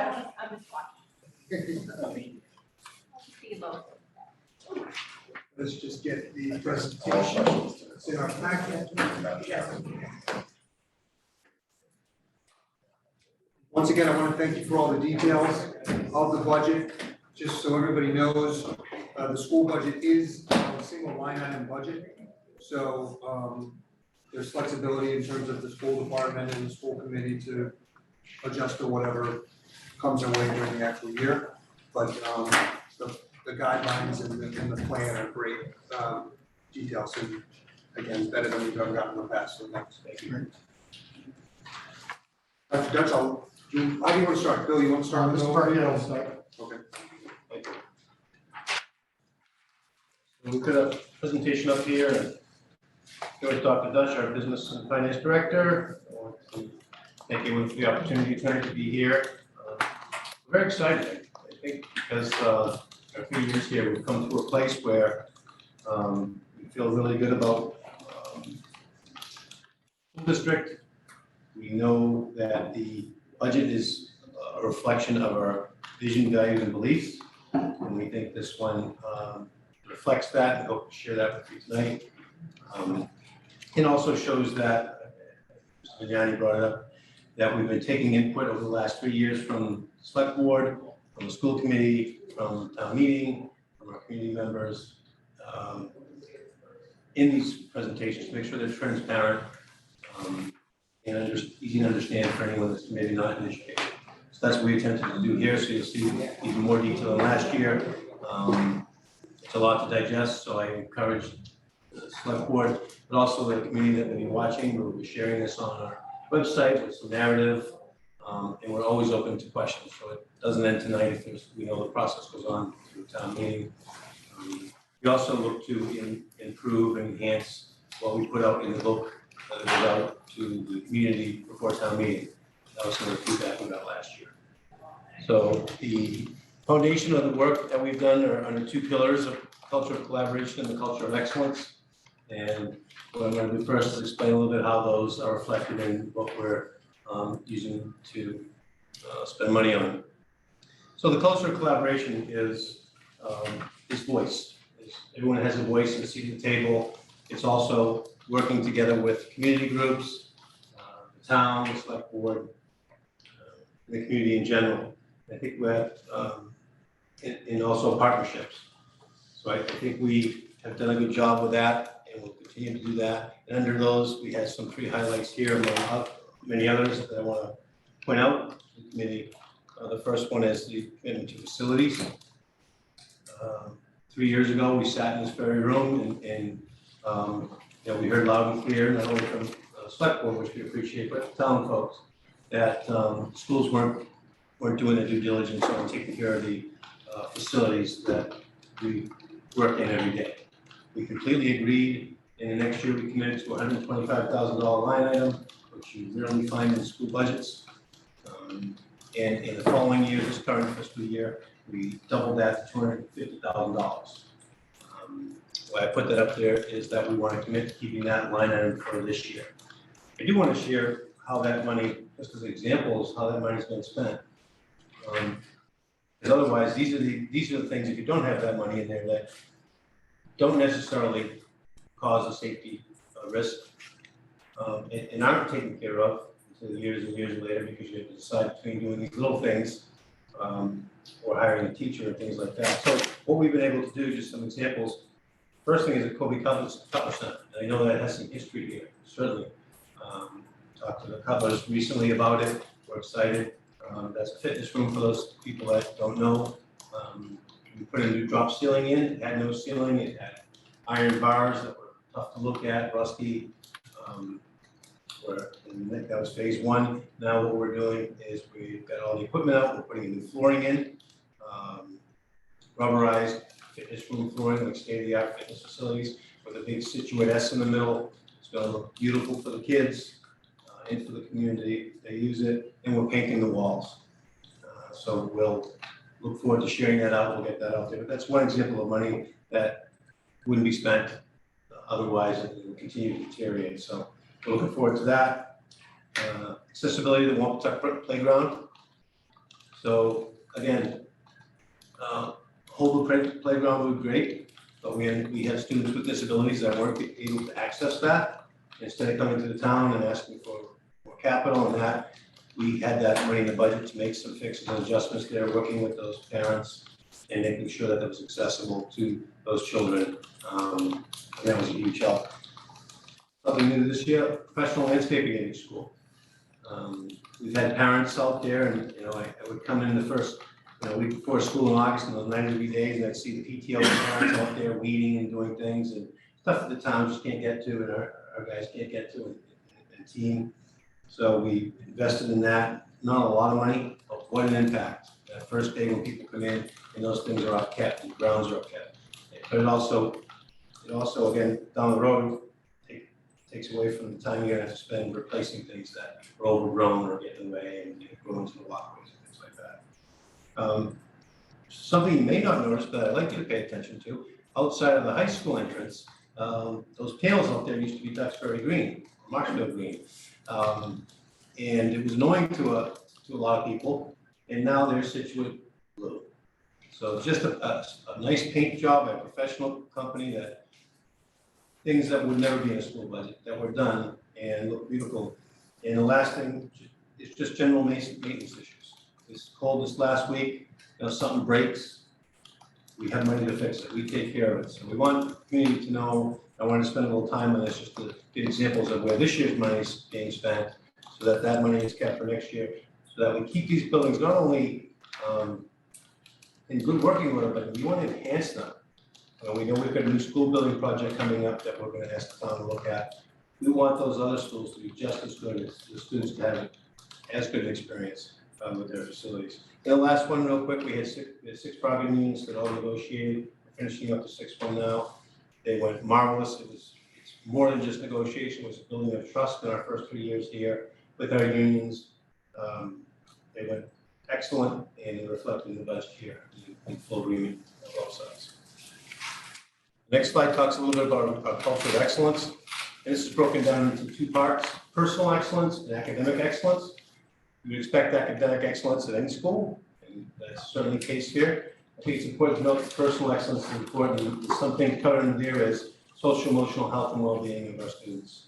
They go hand in hand. You can't learn if you're not fed or if you're not socially, emotionally supported and you feel good about yourself and all those other things. So we're really looking to spend money on that as we are, just as much as we are on the academics, and we've seen a good growth by doing that. So the first one you'll see is an increased investment in curriculum, over 113% increase from last year. And last year we increased it over 300,000. It was neglected. And the 300,000, I think wisely with support and input from everybody, we 300,000, was a new reading program that I don't think it ever existed for the elementary kids, K through 5. And we used ESSER money for that. So I think that was a sound investment where we didn't have to hit the budget and we were able to increase it 113% here. And I'll get a little bit into that as we go through. But that's on textbooks, online learning, resources for learning, and something new at the middle and high school that a lot of high schools that don't have, that we don't have, is benchmarking assessments for our kids. For example, we don't know, besides grades, which can be sometimes subjective by teacher and different, until MCAS. In the elementary schools, we have beginning of the year English tests, assessments, benchmarks, math, so that we can tell where the kids stand, we can support them, we can push them. Middle of the year, we see if they're growing. Parents get this information now, and in the end of the year. Middle and high school, we do have a program at the middle school that's okay. But this year, we're investing in some new literacy-based assessments for middle and high school that look at students' lexile scores, their reading and writing ability, their literacy ability. That's really cool and good stuff that you can pinpoint. It's directly correlated to how they learn and where they stand academically. So we'll be using that, so we're not waiting until summer to get MCAS scores. And that's a big investment that we're proud of. Increased staffing is a whole separate slide that I'll share with that. Last year, we didn't add any staffing because we didn't, quite honestly, need it. So we're very frugal with that, understanding that people are money, but also if we need it, based on student needs. And this whole budget's about students. And this year, the teachers, the principals, department chairs advocated for these positions, and I'll show a little bit about why we're needing them. So there'll be 4.8 positions in this budget reflected in there. And then we talked about this social emotional learning. I'll give one example of this.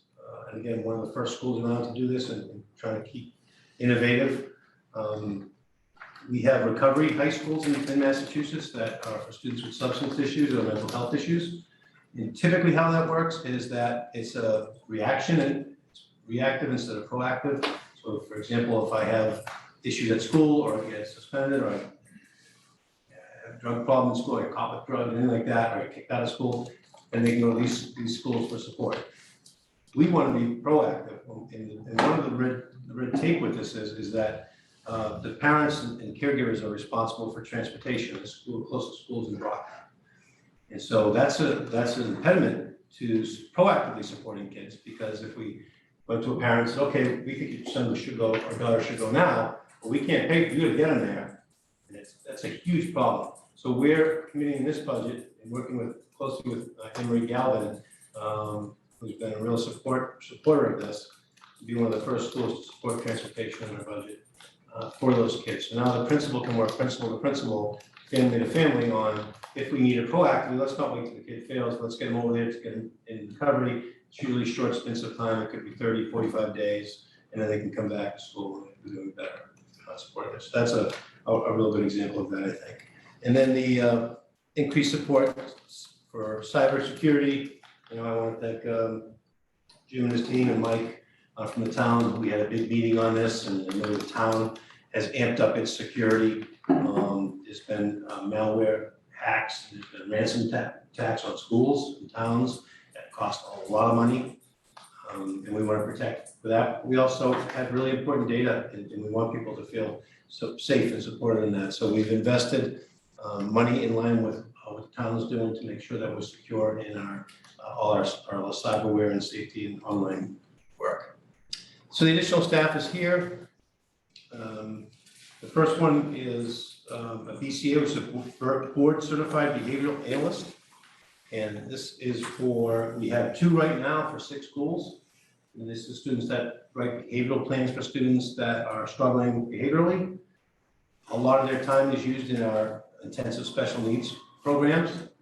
And so with 2 and 6 schools, we're not getting any support or much support from the students that are outside of those programs. So adding an extra full-time person will allow us to add 1 split between high school and middle school.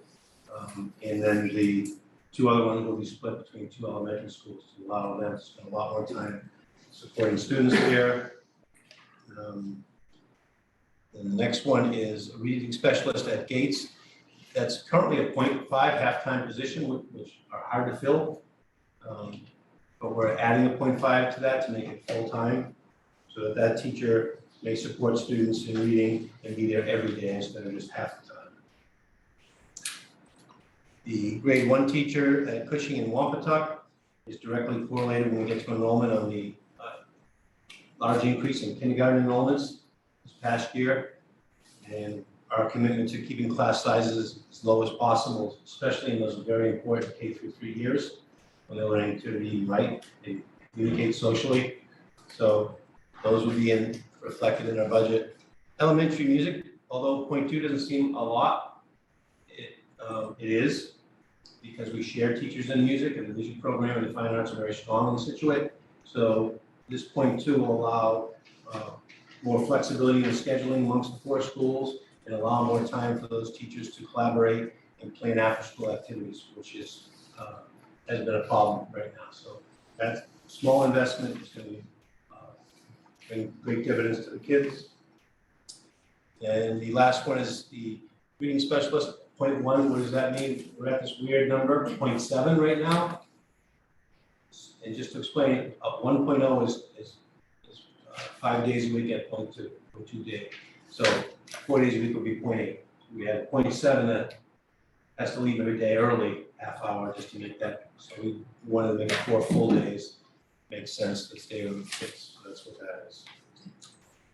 And we didn't say this again, but if you have questions while we go, because there's a lot of slides here, we'd be happy to pause and answer them, and then also at the end. Thanks. And then just quickly the process we go through. And while we're going through this process, the financial forecast is the thread that goes through all this in meetings. So we start looking back at the last year's final budget, how we did comparing, what we allocated versus what we used, looking at the actuals versus projected.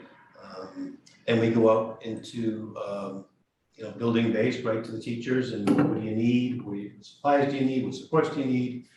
And so that starts at the building level with our principals, department chairs, and coordinators for all subjects. And then that works its way up. We collect those, and then we review those with the department chairs and administrators. And then the final costs come to us, and we meet, and every single request has to be justified and spoken about, every single one. So those meetings are pretty lengthy and detailed. That's why you have a detailed budget. And I think that's why we have good collaboration with the schools, because we spend the time to go through every detailed supply line and staffing. And just so you know, everything that the teachers ask for supplies and materials that they need for this year, and that's why the curriculum went up so much, they got. So we're not gonna be a school where you're gonna be saying, you have to bring in this, and this, that, might be tissues or something, but we'll even cover that. And a lot of other part of the curriculum, a lot of that I didn't mention is textbooks. We hadn't had a textbook plan in the district. Typically, you should have a 5-year plan of replacing textbooks, which also come with online versions too, so it's both. To get it home to our assistant superintendent of curriculum, she opened one of the math books, I believe, and you sign the names and all that. And there were kids in there from the 90s, maybe some of you were. I think I saw Tony's name in there, class of 94, so, yeah. So then we have the budget workshop, which was Saturday, public hearing, which was yesterday with the school committee. We're here tonight as part of the town presentations. Maybe we flip, the school committee will vote next Monday. We're also next Thursday meeting with the advisory committee and So we wanted to give you a snapshot of where the money goes. So you can see the bulk of it goes to general education, 55%, and then special ed is the second largest at 28%. So you can see how that exists. And then looking at the cost center increases, so the additional money that we are getting this year, how that's being spent, you can see that it's not in line with the expenditures by percentage, because there were needs in some of these categories. Additionally, when you look at technology as 1% of our budget, it doesn't take a lot of an increase in technology to make it go up, as it represents a 17% increase of our increases. So you can see that information there. What did the total budget go up from the forecast? From the town, I think, I'd have to look at the. It's three, no, it's a little under 4. Yeah. 3.5. Something like that. It's our last slide. Tony, can I ask a question? Yeah. So just for clarification, that the cost center increases are just your year-over-year increase for that particular segment, right? The pie isn't changing, distribution. This is the distribution for next year. Gotcha, and then this is the increase. This is just where the increase. So it's possible technology may move to 1.3%. But it's not going to be a significant change. And then these are looking at an even more treetop view, comparing FY23 to FY24, keeping in mind that FY23 is a budgeted amount, not an actual expenditure amount. You can see that we originally, in this year, we're spending 81% of our budget on salaries, and next year we're looking to spend 79%. And the difference, the 2% difference, goes to facilities and operations, which is what we want to try to be doing to make sure that we're taking care of our buildings primarily. Yes. So you're increasing personnel, but decreasing salary. Is there turnover? There is turnover. We've right now got 12 retirements for next year, so there are some savings there. That's a pretty significant piece of it. Okay.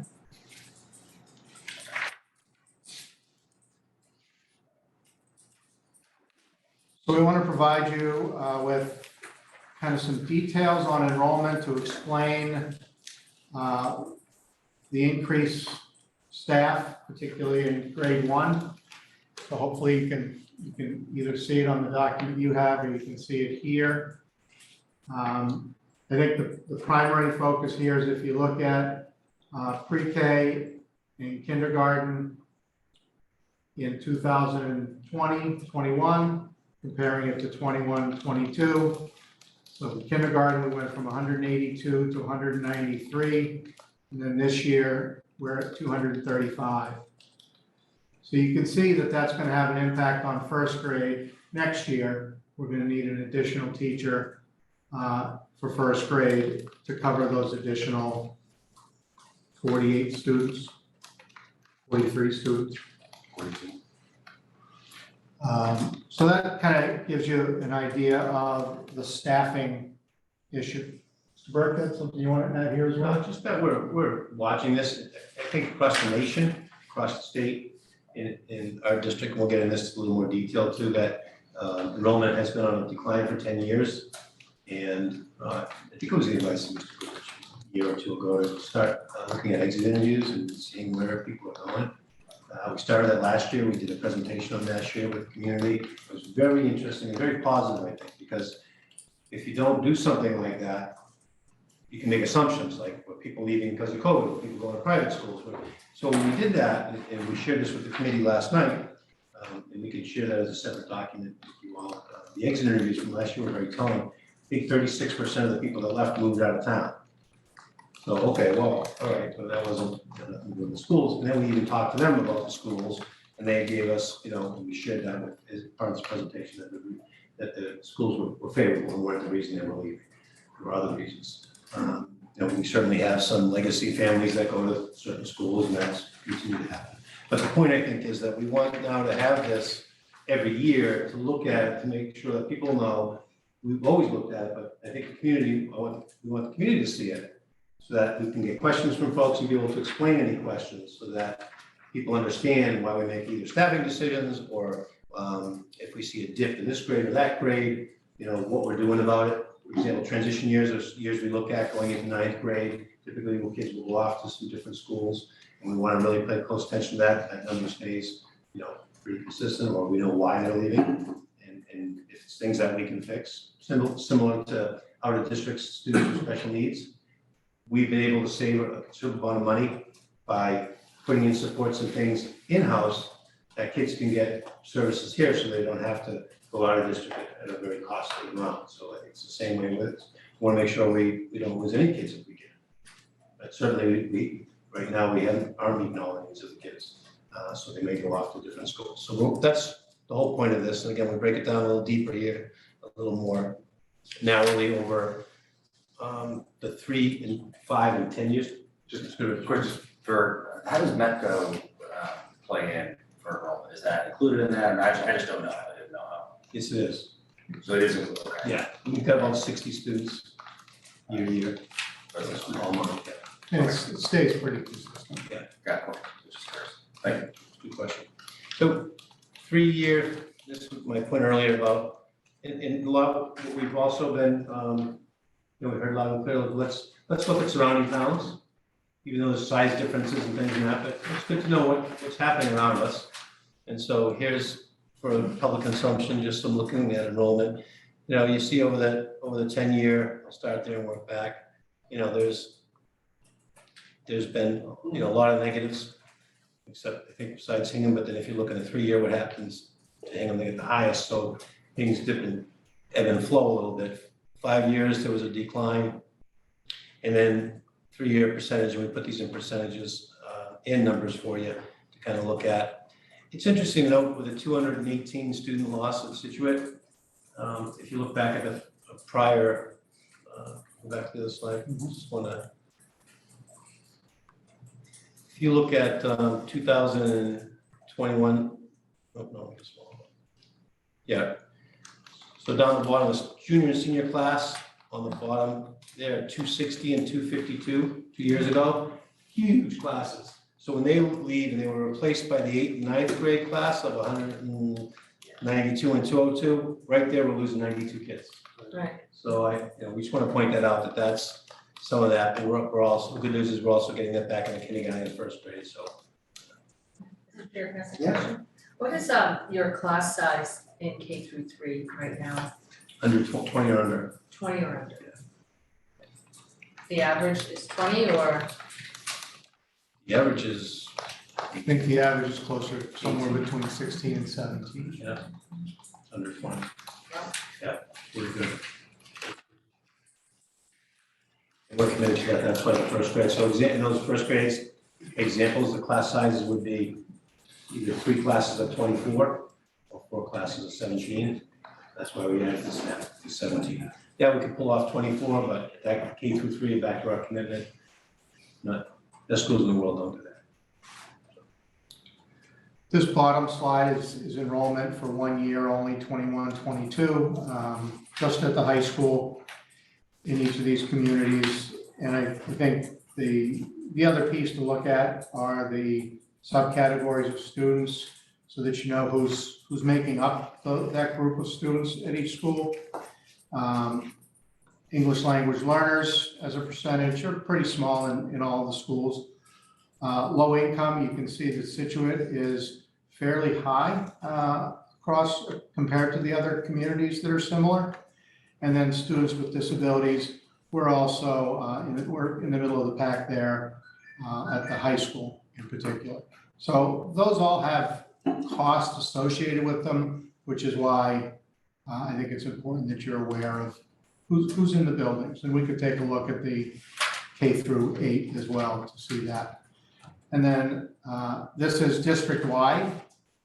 The data for the percent of students with disabilities, again, comparing the communities. You can see Scituate is, I think, 3rd, 4th highest out of the 8 that are here. So again, middle of the pack. Later on, you'll see cost data that reflects this as well. English language learners, very small numbers. Again, Scituate is representative of the communities that we're similar to. Low income, Scituate is near the top here again.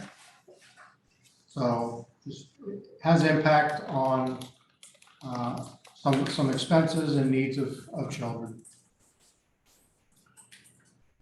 And then just to let you know that you're getting a bang for your buck. As Mr. Burkhead says, we want to be the best school in the world. And to do that, you need to be at 100% across the board. And we're working towards that, obviously. These are high school MCAS scores. The percent meets or exceeds, which is the standard that everybody is supposed to be meeting, meets or exceeds proficiency. You can see Scituate in English language arts is at 81%, in math 72%. So math, we are the third best performing, and in math, we're in the middle of the pack. Student growth percentile, that shows the impact that the educational process has on students.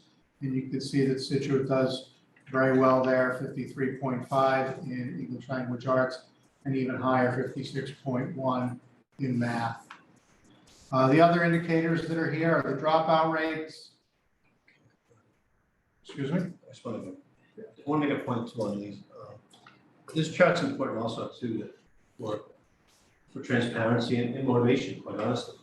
You know, there's areas there that we don't want to be in the middle back, right? There's areas that we're doing pretty good. So we want to keep that front and center that we got work to do. I also want you to know that those districts that we're surrounding, these are some elite schools in the state. So we're in good company there, and we like to be compared against the best. There is a grouping that you go on DESI and find like schools to you as far as all the breakout groups that we share with you. And a lot of these schools aren't with us in those groups. So I think this is a good way for us to measure ourselves against the best. And I think we're doing a good job, and we certainly can do better. Then the other data points are the dropout rates, and you can see Scituate's 0.4%, which is probably 1 student, 2 students possibly. And then the graduation rate, students who graduate in 5 years versus 4 years. And then the college enrollment, the percentage of seniors who went on to college for the class of 2021. So just data for you to digest. Certainly happy to answer any questions or keep all of this in mind as you're looking at the budget and what we're spending. And that's what this next slide will show you. These are per pupil expenditures for 3 years, the 3 most recent years that are available. So in district gives you our in district enrollment. And again, this is different. You'll see this number looks different than the numbers you've seen on other slides and the number that DESE produces. This is foundation enrollment. So this is every student that we're counted for as far as funding. So students who school choice or charter school, they count in this number. And then out of district students could be charter and choice students, could also be our special needs population that are tuitioned out into private schools. So if you look at the expenditure per in-district pupil, you can see 3 years ago, $15,150.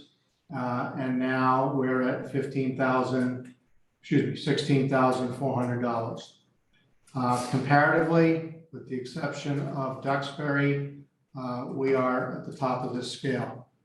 Tells you that Scituate's investing in their students. And then what do you get for that? If we look at staffing, we'll just look at one of these, which is the all students, all teachers, gives you a ratio of students to teachers. If we look at 2021 for Scituate, it's 11.8 students per staff member, per teacher.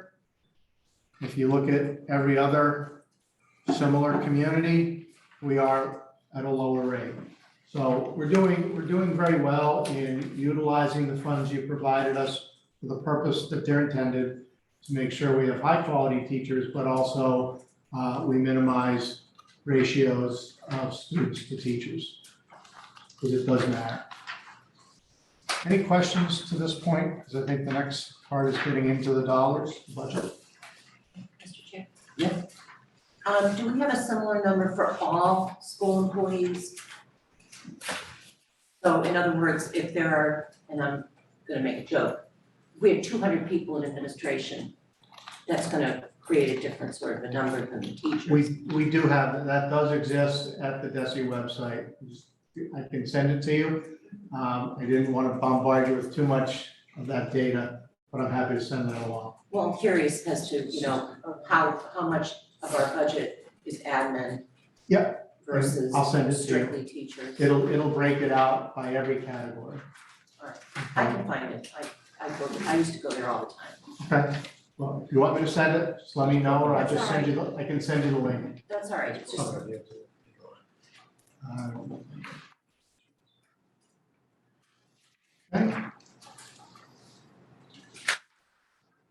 Okay, we'll go into the details of each of the cost center budgets. Because I know you have a long agenda, I will not go through every one of these. Instead, I'll focus on those that are significant changes. And before we go on to the next slide, I'll see if anybody has any questions so that we don't have to keep trying to go back. So school committee conference travel, you can see that went up from $1,500 to $5,000, which represents a significant percent change, but not a significant dollar change. The reason for that is our school committee, and you'll see it in the next slide as well, and our administrators are being recognized nationally, and they are presenting at a national conference this April. So while they invite you to present, they don't pay for you to go, so we have to pay just the honor. So we are budgeting for that for next year in anticipation that that's going to continue. Any questions on this slide? Again, I'll point out if there's no number there, it's because it's an individual salary. Okay. Superintendent's office. again, no significant changes other than the school district travel conference, and that's again for the same reason that was mentioned before. Contracted services, you can see, did go up 32%. That includes budgeting for some things that we hadn't budgeted for in the past that were expenses that we experienced that were contracted services, like consultants potentially, website development, things like that. Yeah. School department clerical, office clerical went down significantly. Did the position get moved somewhere else? Yes. Okay.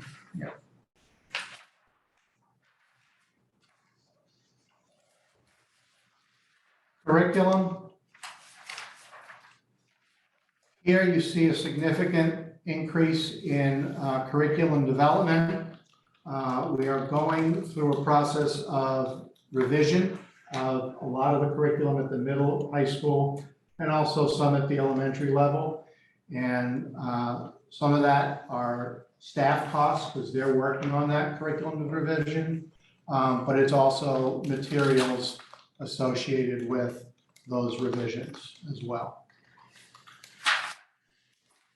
Any questions on this slide? I do. Yes. Yeah.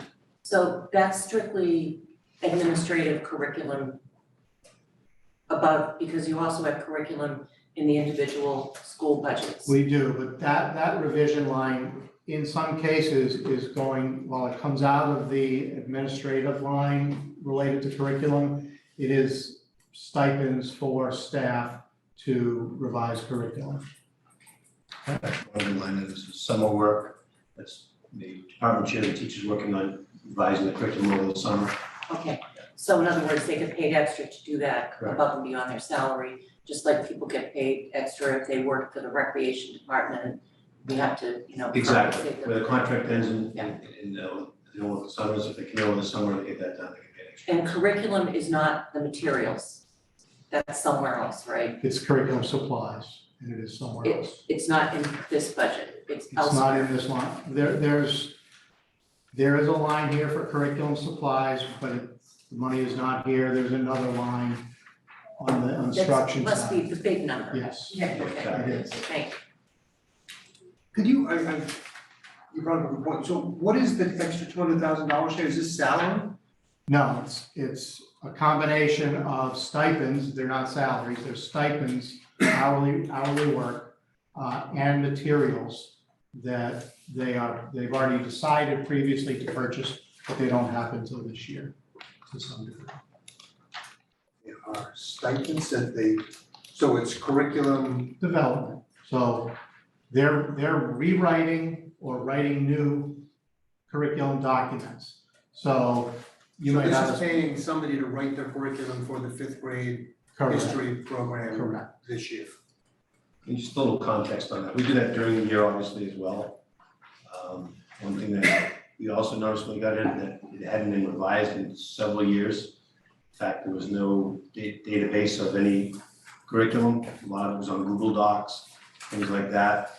So we've gotten it all warehoused, we've gotten it into a good place, and we're still catching up on that and revising it. So that's But we directly- spent more than that 2 years ago. At 325, 226, 2 years ago for that. Unless that get moved elsewhere, right? No, it did not. These FY 22 actuals are what we did spend in those lines that particular year. And in this case, we didn't move anything to the FY 23 to somewhere else. We can get you more details on the breakout. Yeah, just I was thinking it was books and stuff, and Yeah, it's really, it's kind of it's really confusing. manpower to write a program. Yeah. And is that per grade, per subject? Is that how it works? Like, is it literally 12 times, No, that's the- 50 or 60 curriculum? Well, it isn't all in one year, but yes. In it's- totality. In totality, yes. Over a period of time, through a cycle, they do these revisions. and Director of Curriculum is currently creating that cycle, which hasn't existed for quite a while. Next question? Yeah. Are you still aligned vertically from a curriculum aspect? So like K through 12 for Yes. social studies or math? Exactly. We had to horizontally and vertically. So for example, a big thing that wasn't happening was consistency across the curriculum. So if you have a child in second grade, they weren't necessarily getting the same, at Wampatuck, they weren't necessarily getting the same experience in Hadley. And so we spent a lot of time working at the elementary level, getting that consistent, bringing in the new reading, new math programs. That's also getting, training for that is somewhere in here too. Keep in mind that we had a new reading program last year, math program before that. That takes training, that takes people to learn it. Now that we've got those going, we're in a good place. And then, like as Karen said, vertically is, okay, so now the 5th grade teacher talking to the middle school, 6th grade teachers is aligning those curriculums so that they smoothly transition after the 6th grade and middle school, and then in 8th grade to 9th grade, so those transitions and curriculum align, which hadn't in the past. Just to be, my favorite phrase, unanimously clear, on the curriculum and then curriculum and building leadership. So Two slides away. 2 slides away, but the curriculum development leadership, that would be the staff, I'm hoping, Those are the people. And that's separate from then the principals, assistant principals, and their clerical. So those are the people, and the other curriculum is helping to. It's the work. Okay. Right. Okay. One's salaries, one's work, in addition. Got it. Okay. Yeah, okay. In business and HR,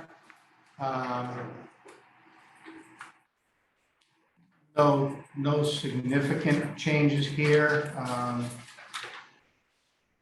think you can see a lot of individual salaries here that are not showing up for you. I'll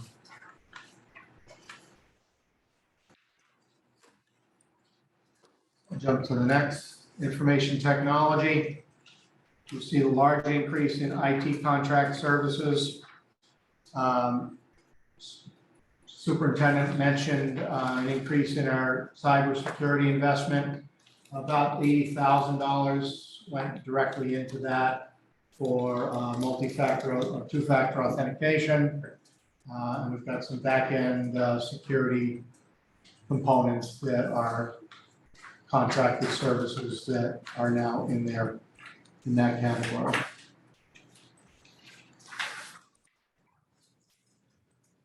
Curriculum and building leadership, as Mr. Goodrich said, these are people in curriculum development leadership. And then the principals at the building level and their staff and their materials that they use on a daily basis.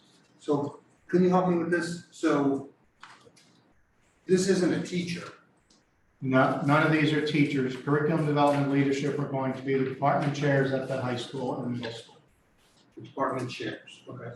And they don't teach classes as well? They do teach one class each day. And that's part of this also?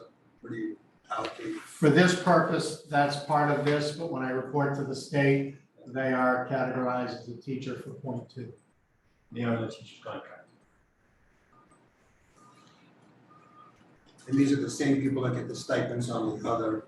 Some of them may get stipends when they're doing the work outside of their 194 or 100 days.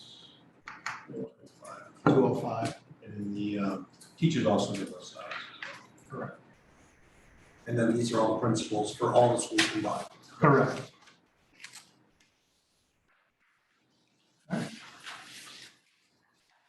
Instruction. These are teachers, obviously.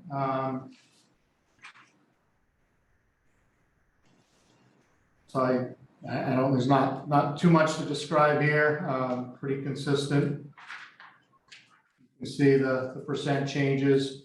And again, we've negotiated a specific amount. These represent an amount lower than that. And part of that is because of turnover. So this is telling, right, the total pay for all the teachers is going down actually. because of attrition, I assume.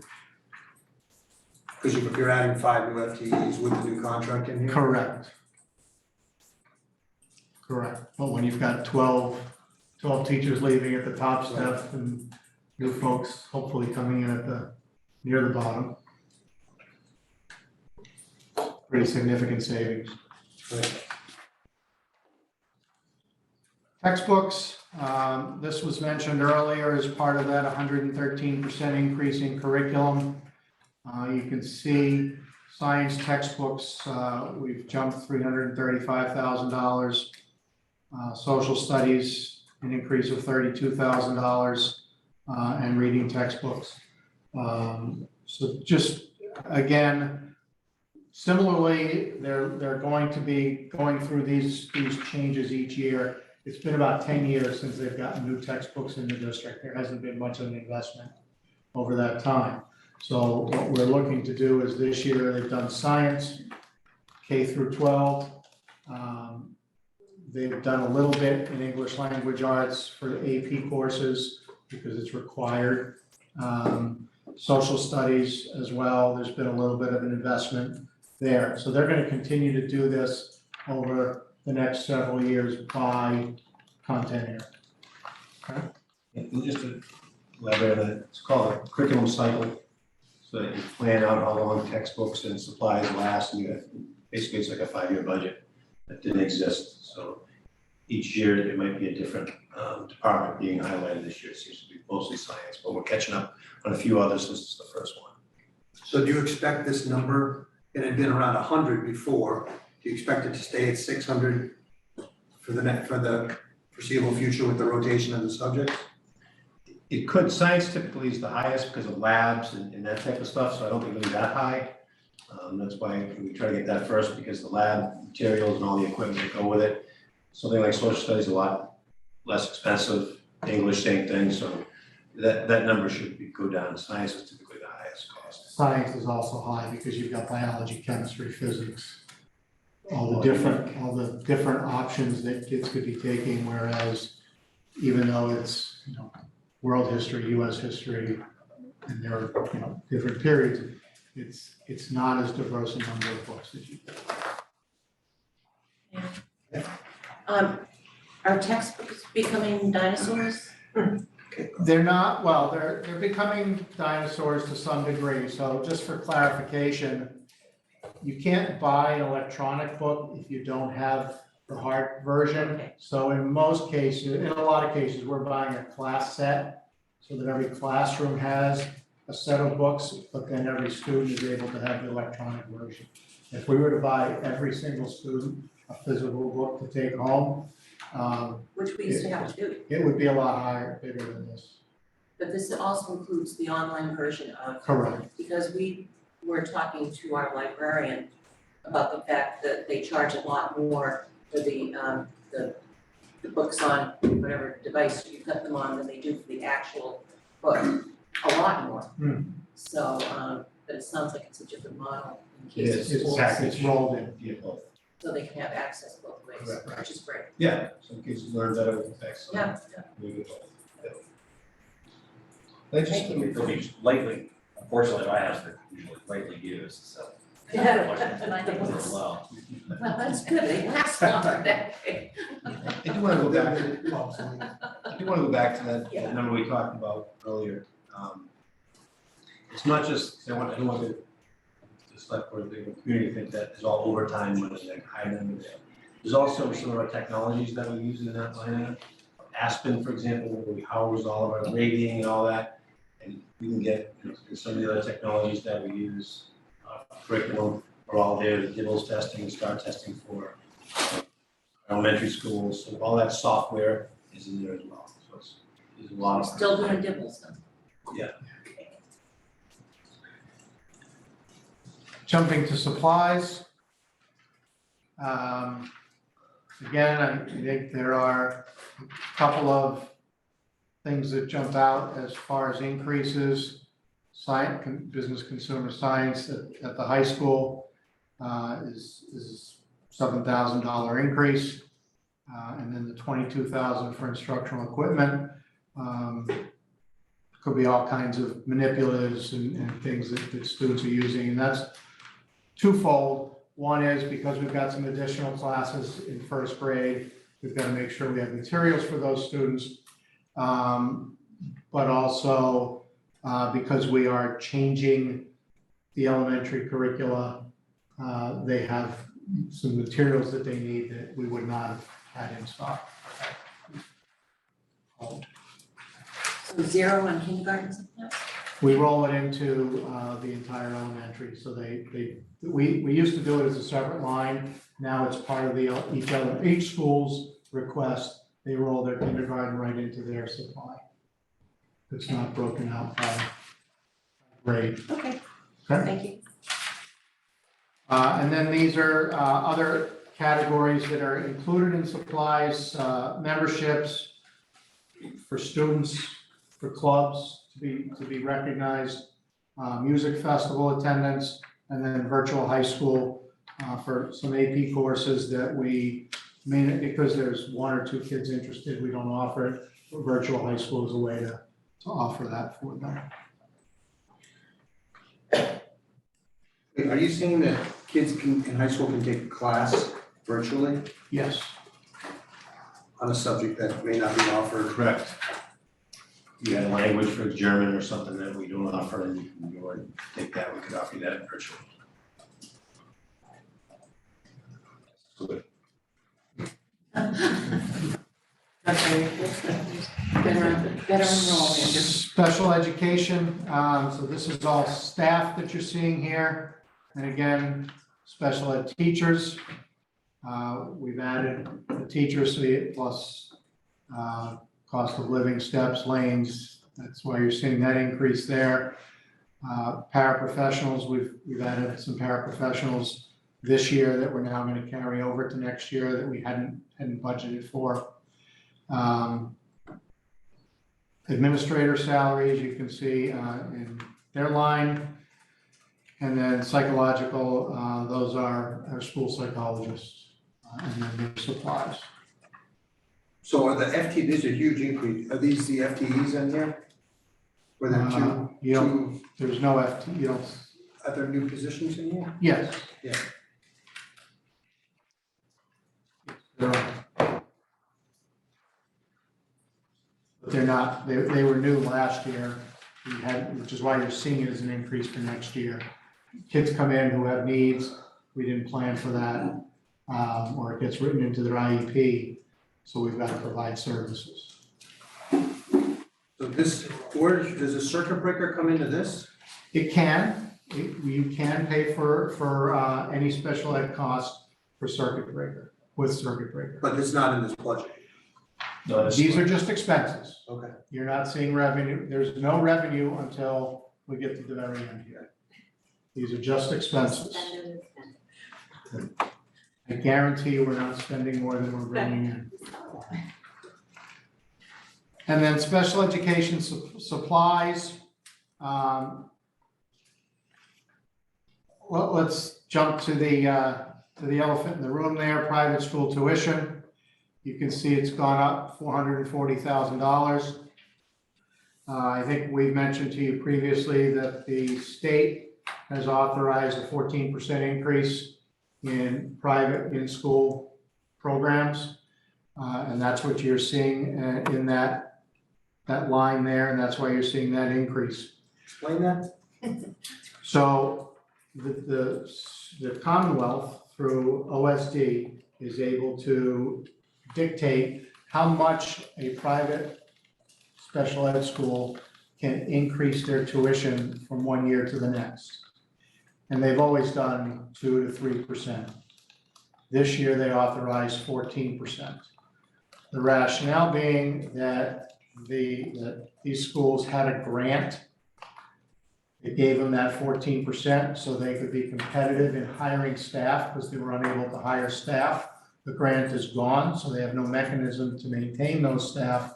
So the state has passed that on to all of us. So this is a student from our school that has to go to another school for some sort of need. Some sort of disability, yes.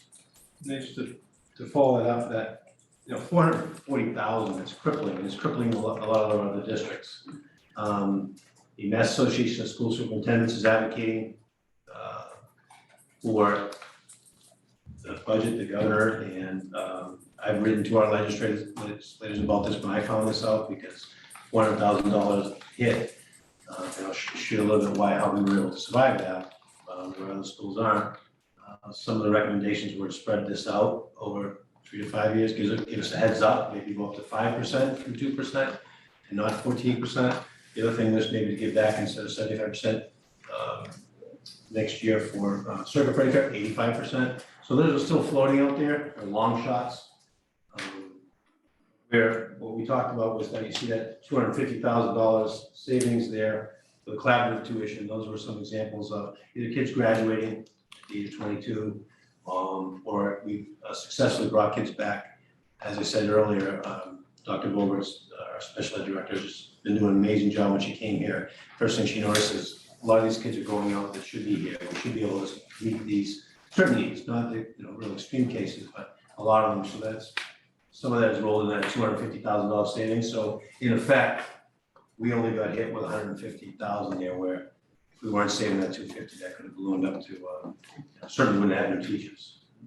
So just wanted to share that. So I want to kind of answer your question about circuit breaker, because you can see how that's utilized here. If you look at FY '22 actual and we focus on private school tuition, you can see that we spent $2.8 million in private school tuition. We didn't budget that amount. The reason is we are always a year behind with our circuit breaker, so we keep it in the bank should we need it, and then we begin to use it the following year. So we spent circuit breaker money to prepay some of the 23 expenses in 22. So it shows up as a 22 expense. So that's how we utilize circuit breaker. It's our insurance policy. By prepaying, it gives us the ability, should we have kids move in, who we now need to hire a special ed teacher or a paraprofessional, we can absorb those because we prepaid some special ed costs. So that's how that functions for us. Okay. So you heard the story regarding bringing students back from the collaborative, so that saves us $250,000, which kind of minimizes the 14% increase there.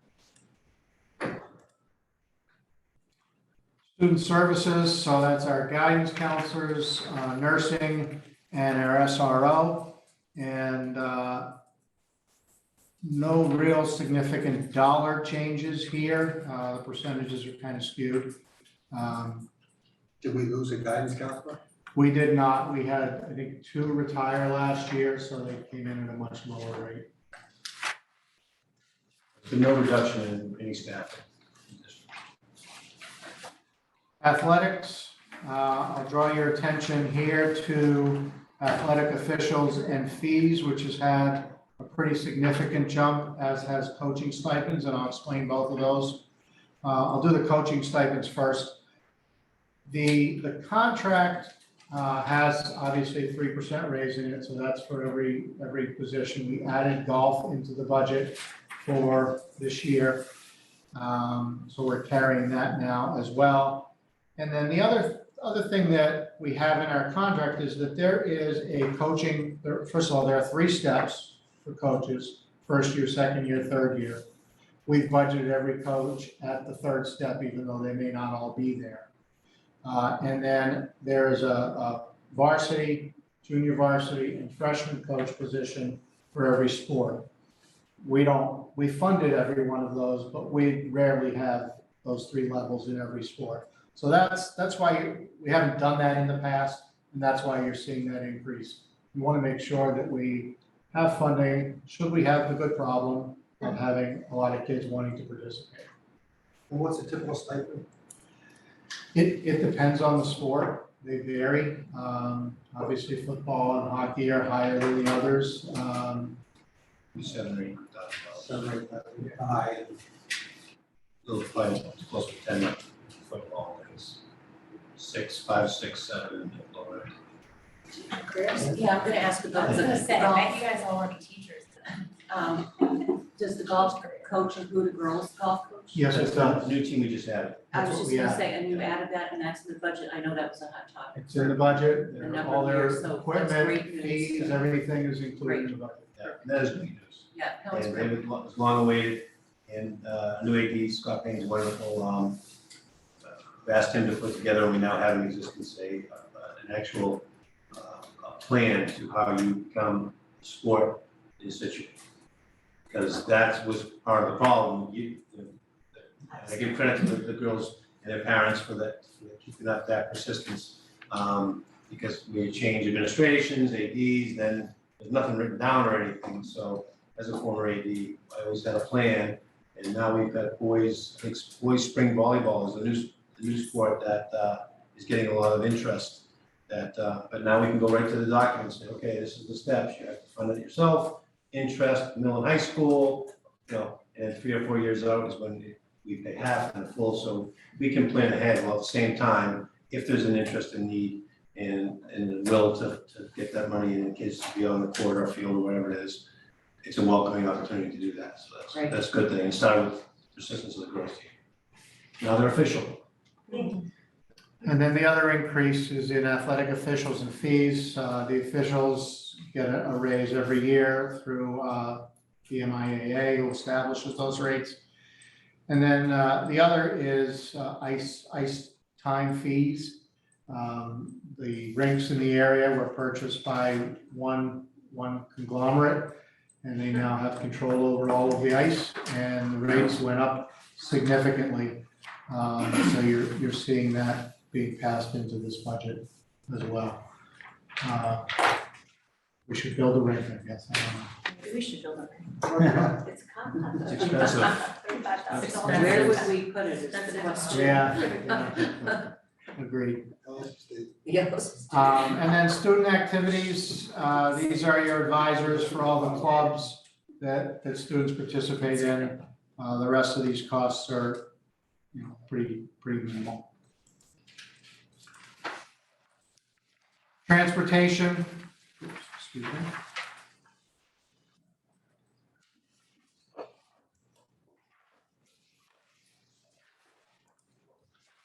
Sorry.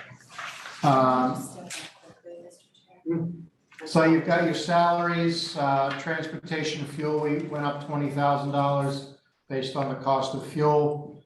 Our lease of buses, the cost to lease those buses has gone up this year.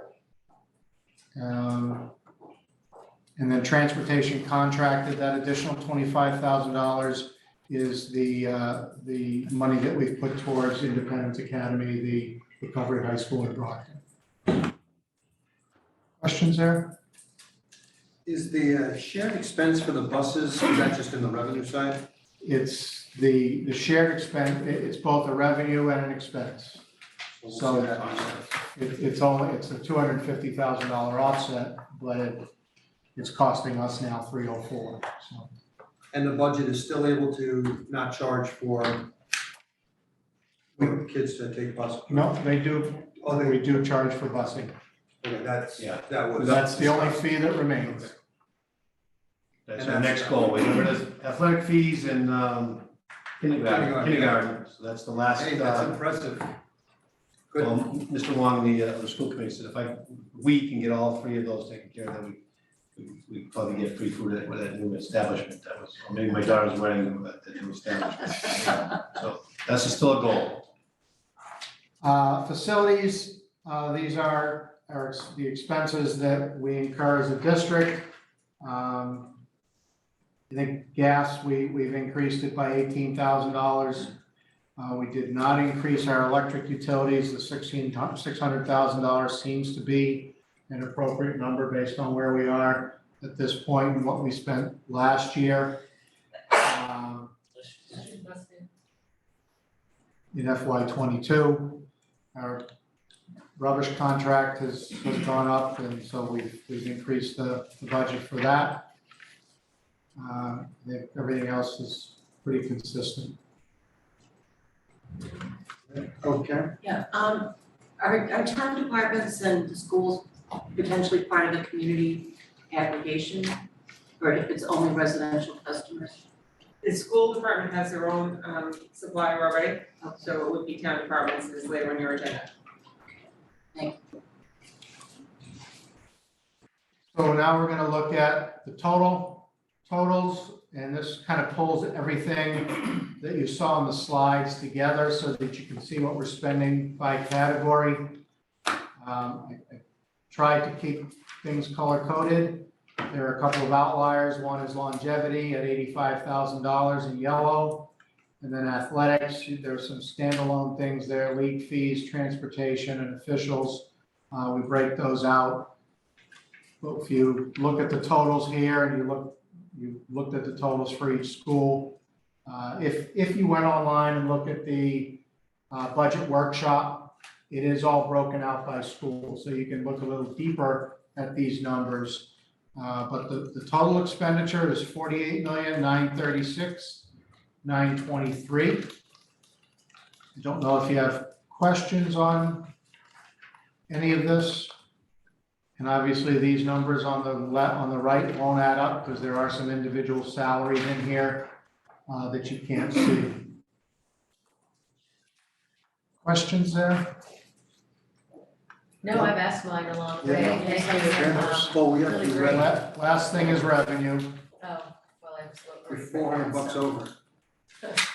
No way. Stick to the end. So you've got your FY '22 actuals, what we budgeted for FY '23, and what our FY '23 actuals are to this point. Some of these, there'll still be some revenue coming in, the grants.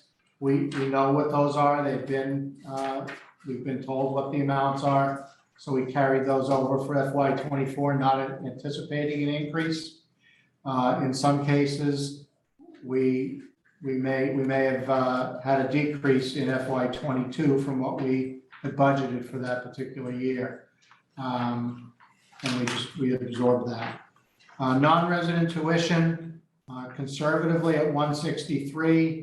We've gotten 2 payments out of it from the school districts that are sending students, so it very well may be what the FY '22 actual is. Those are revolving accounts, so they don't have to be spent each year. So we can keep those funds in the event of needing to cover some other costs. And the same is true for every one of these revolving accounts. You can see our bus fees are we brought in a little more than we anticipated. So we budgeted a little higher for next year as well. And there's your bus lease at $250,000. So the bottom line, 48,936,522. You can see the increase is 1.6 million, which is 3.53%. And if I'm off $400, Mr. Burkhead will take care of that. Roll on. Question, ECC, are those receipts, are they gonna go down to zero? Are you? No, ECC, we continue to, that's for preschool, and for those children that are not on special ed, still have to pay. And then the circuit breaker went up 600 grand. Correct. And that is kind of just pulling from the prior. We prepaid. Prepaid expenses in 23.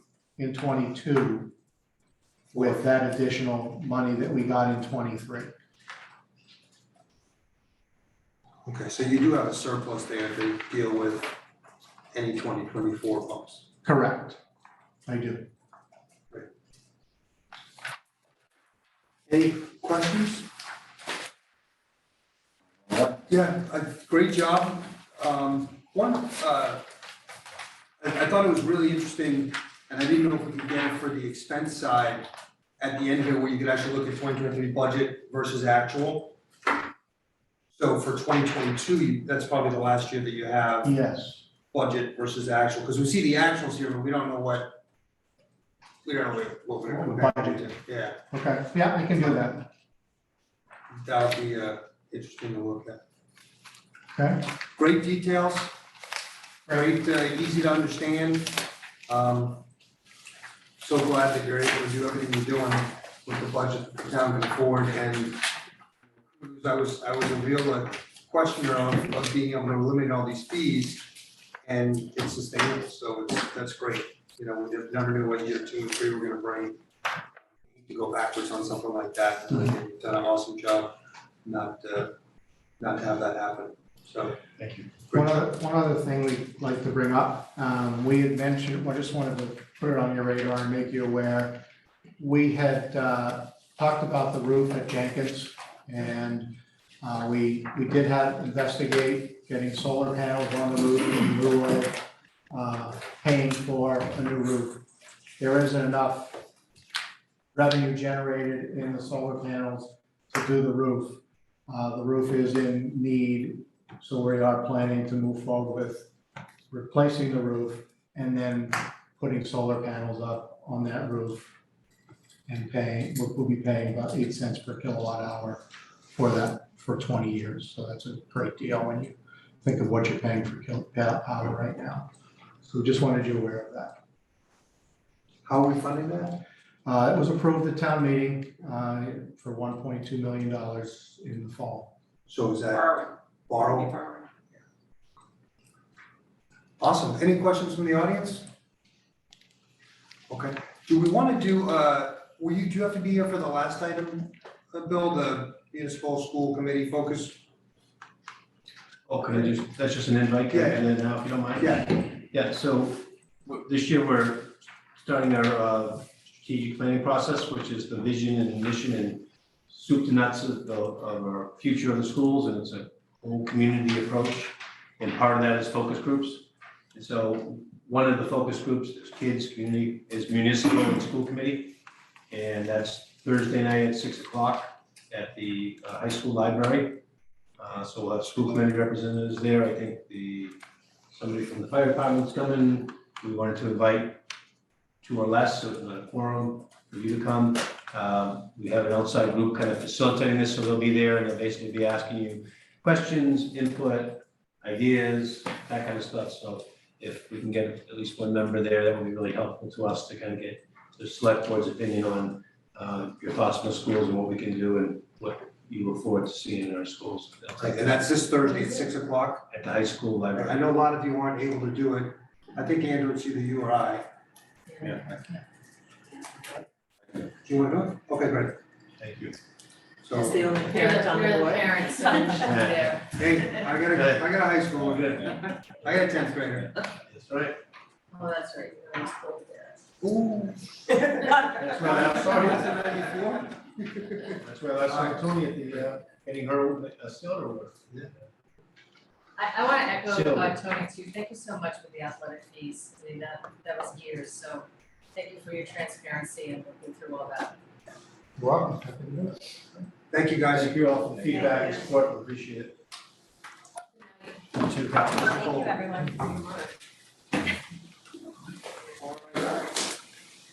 Right on schedule.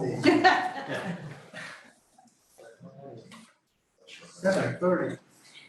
South Shore Hotel. It's 7:30 somewhere. It is. California. If you could wrap this up in 7 seconds, we'll only be 2 hours. We'll do our best, No, Mr. Chair. It's important. I think this happens to you every time, right? That's okay. I think we trade off and maybe we go first at advisory, so it's all good. It's all good. Okay, so we're gonna talk about your budget, and then we're gonna talk about the amendment after that. Is that- Thank you. If that works for you, fantastic. Jack, how are you? Very good, you? Very good. Coach Shields, said hi. Michelle? So thanks everyone for having us here tonight.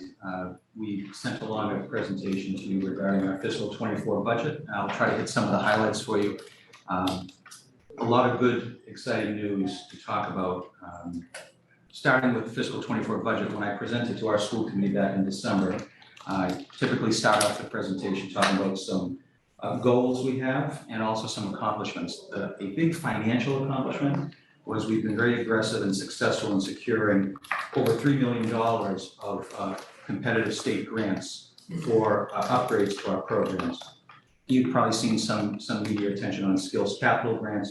So our biggest grant of that amount, probably 3.25, but about 2.5 was to provide new equipment and renovations to our culinary arts and carpentry programs. We've got money also dedicated for manufacturing and automotive. This has obvious impacts downstream for future capital budgets and operating budgets for these programs. And we also secured a $600,000 grant to bring workforce-specific training after hours.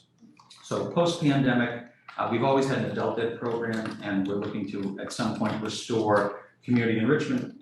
But our focus right now is that we're running programs in manufacturing, carpentry, welding. They're well attended. We're working with our workforce development boards out of Quincy and out of Brockton. So I feel like the school as a resource continues to thrive, and we've got some state backing. It always makes it easier when you have some direct funding. Within the presentation, I'll just draw your attention to a few key slides. On what would be the third page, the preliminary budget proposal. That's a lot of information on one slide that I think would hit the target. Our overall budget increase is 2.25% that we're projecting. What I would have said a year ago in regarding estimated revenue, I've said to our committee, that's what I'm keeping an eye on. We've had an increase in district enrollment, a decrease in out-of-district enrollment. So we have a revenue shift. We will get more state aid. There's no question. We're up 20 students within the district, but we will have an offset of non-resident tuition, that is students from outside the district, as those numbers dwindle.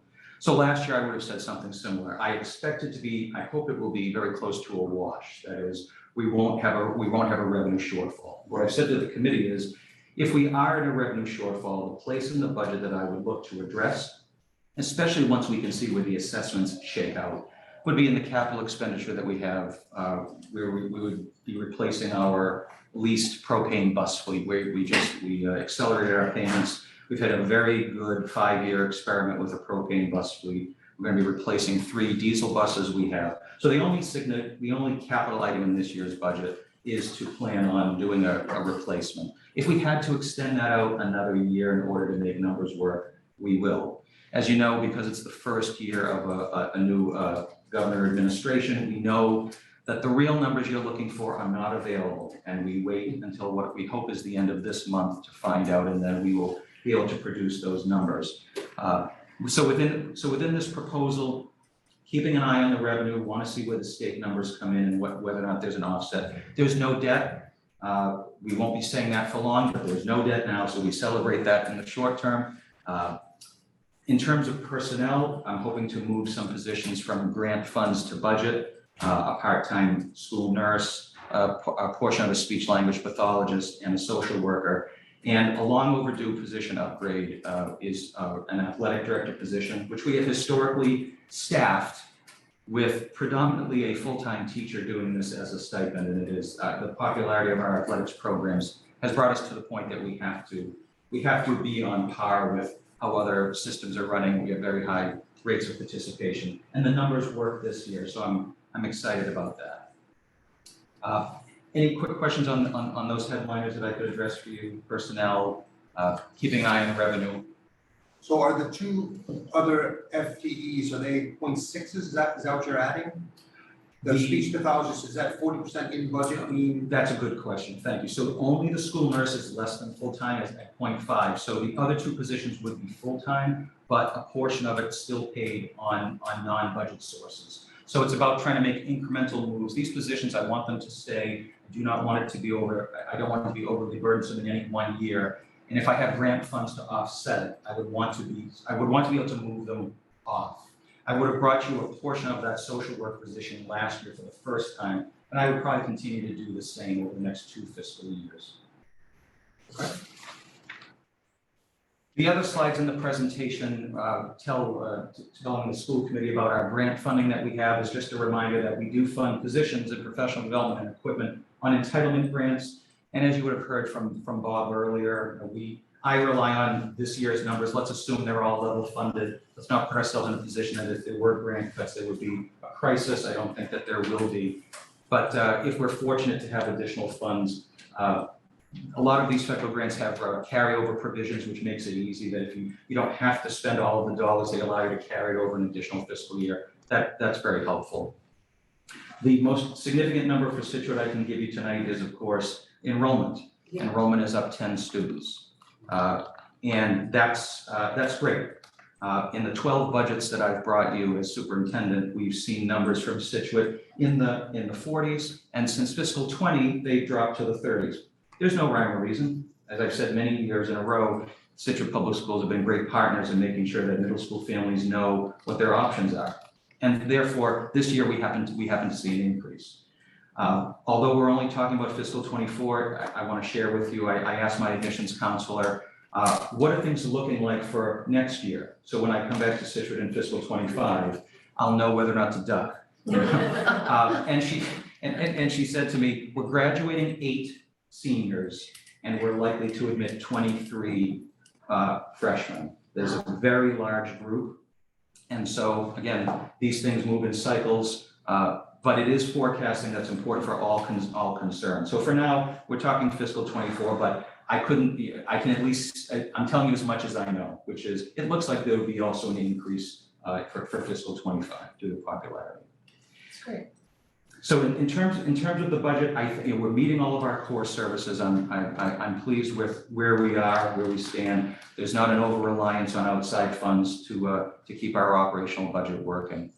The rest of the presentation focuses on an update on our MSBA project, and then also a little bit, Mr. Chair, regarding the regional agreement. So I'm happy to talk, if it's okay with you, I could transition to just giving you an update with MSBA. This certainly is an eventual financial impact there.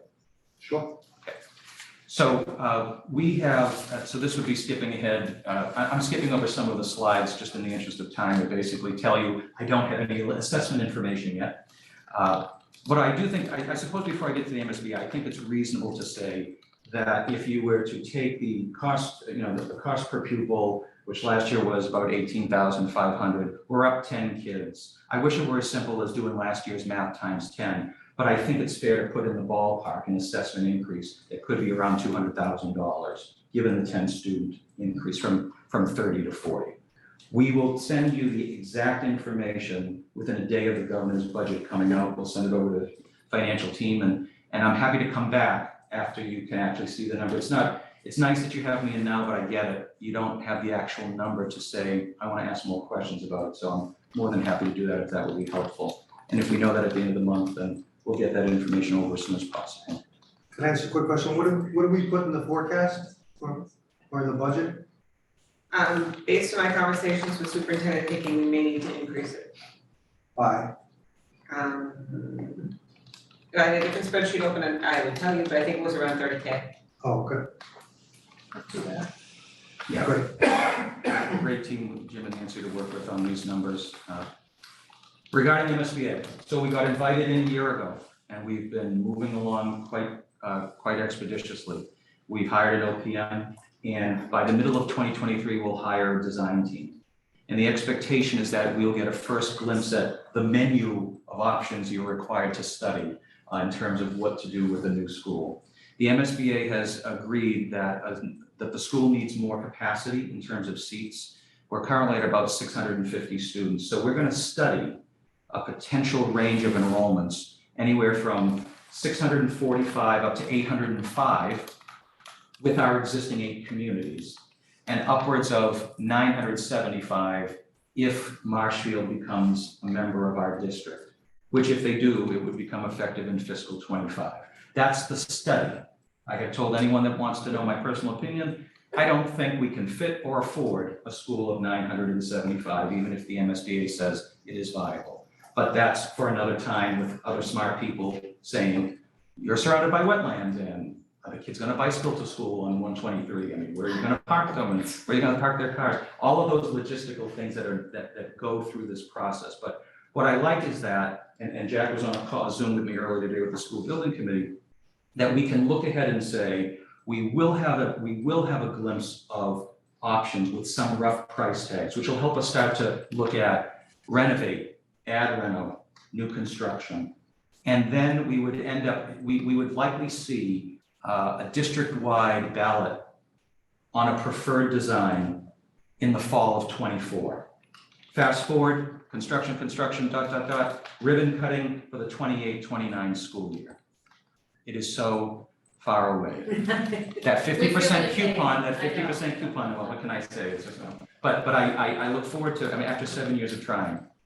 But Stay with it. yeah, we have to. But let's talk about the practical part of this. It's going to be great for the next half century. We're going to all be a part of something that's great, and this community has been a big supporter. If I look back at some recent numbers right now, if I look back at your capital share, look back at some past enrollment, if you needed to grab onto any number I could say tonight, I would hold on to approximately 6%. I would say to you right now that if we had a number for a project right now, Scituate's share of that would be about 6% of the total. When we do debt share, we look at the year in which the school board votes to incur, and we look back in the 3 previous fiscal years. So if I took a snapshot, that's approximately where that would be. When would our committee ultimately take a vote? They'd probably be taking a vote sometime in fiscal '25 on once the MSBA says, okay, we're agreed on this design, this price tag, this reimbursement rate. School board gets on board, and then that triggers a 4-month window to have some sort of a ballot question. So wherever the number lands, again, you'll allow me some latitude. It's really rough, but just because so much of this is exciting but abstract, and then that makes that concerning. So to ground me, I would say to you, that's roughly what the share would be if we're making a decision today. There is no preferred model. We can all say what we think might be good. But that's the whole point. We need to study these options, see if it fits the instructional program, and then build the most modern, affordable school with increased capacity. We need to have more than 650 seats. We know this, and I'm looking forward to further conversations and further outreach as we go through the process. It certainly is an important topic. Can I answer any questions regarding where we are at this stage, or? I think we know, you did a great job documenting where we are. I mean, it's just all, we don't know any of the facts yet, or the numbers, or the. 6% if we don't know, that's right. That's where we are right now. Yeah, so it'll be very interesting to see the studies come back in terms of how many students, and then. Absolutely, and rest assured, we will not rely simply on annual budget meetings to reach out and see if there's any opportunities for direct communication with you all here as we go through the process. Can I ask how that financing would work? So each town has to put a debt exclusion override on their ballot, that percentage share, what happens if it fails in Scituate but it passes in Cohasset? Great question. So what I would anticipate our school committee doing is they will use a section of the state statute which says that it will go from a school committee vote to a district-wide ballot question. Okay, so it would go to there would be a special election in our 8, maybe 9 towns on a given day during set hours. This is all spelled out in a statute that regional schools can use. So let's assume that in the aggregate, the project is confirmed. Every town would make its own financial decision on what it would need to do. So every town's financial team would know in advance of this, okay, the VOTEC's coming with this project, they've calculated this is our share. Oh my goodness, we're not fitting this under the levy limit, this is what we have to do. Could some of our communities fit it under the levy limit? Perhaps. Maybe Cohasset because of low enrollment. That's possible, that's just me, spitballing there, but I absolutely think that a majority of our districts, of our towns would have to go that route, or else. And so to your question, Meaning a debt exclusion vote. yes, some sort of special measure within the town to not have to upset all of the town's financial situation. If the debt exclusion didn't pass, there's still an obligation. So I think that's certainly something that creates a concern. But that would be the process. So I can envision, for various reasons, some communities where their levy limit is, they don't have room under the levy limit. I think it comes down to what would our share be, and then the financial brain trust in every town can say what the best move would be. Yes, I don't think that really answered my question. My question just was, if it failed in Scituate and passed everywhere else, and you're out that 6% of our share, Oh, okay. what happens to your project? If the project is approved at the ballot, then the project is approved.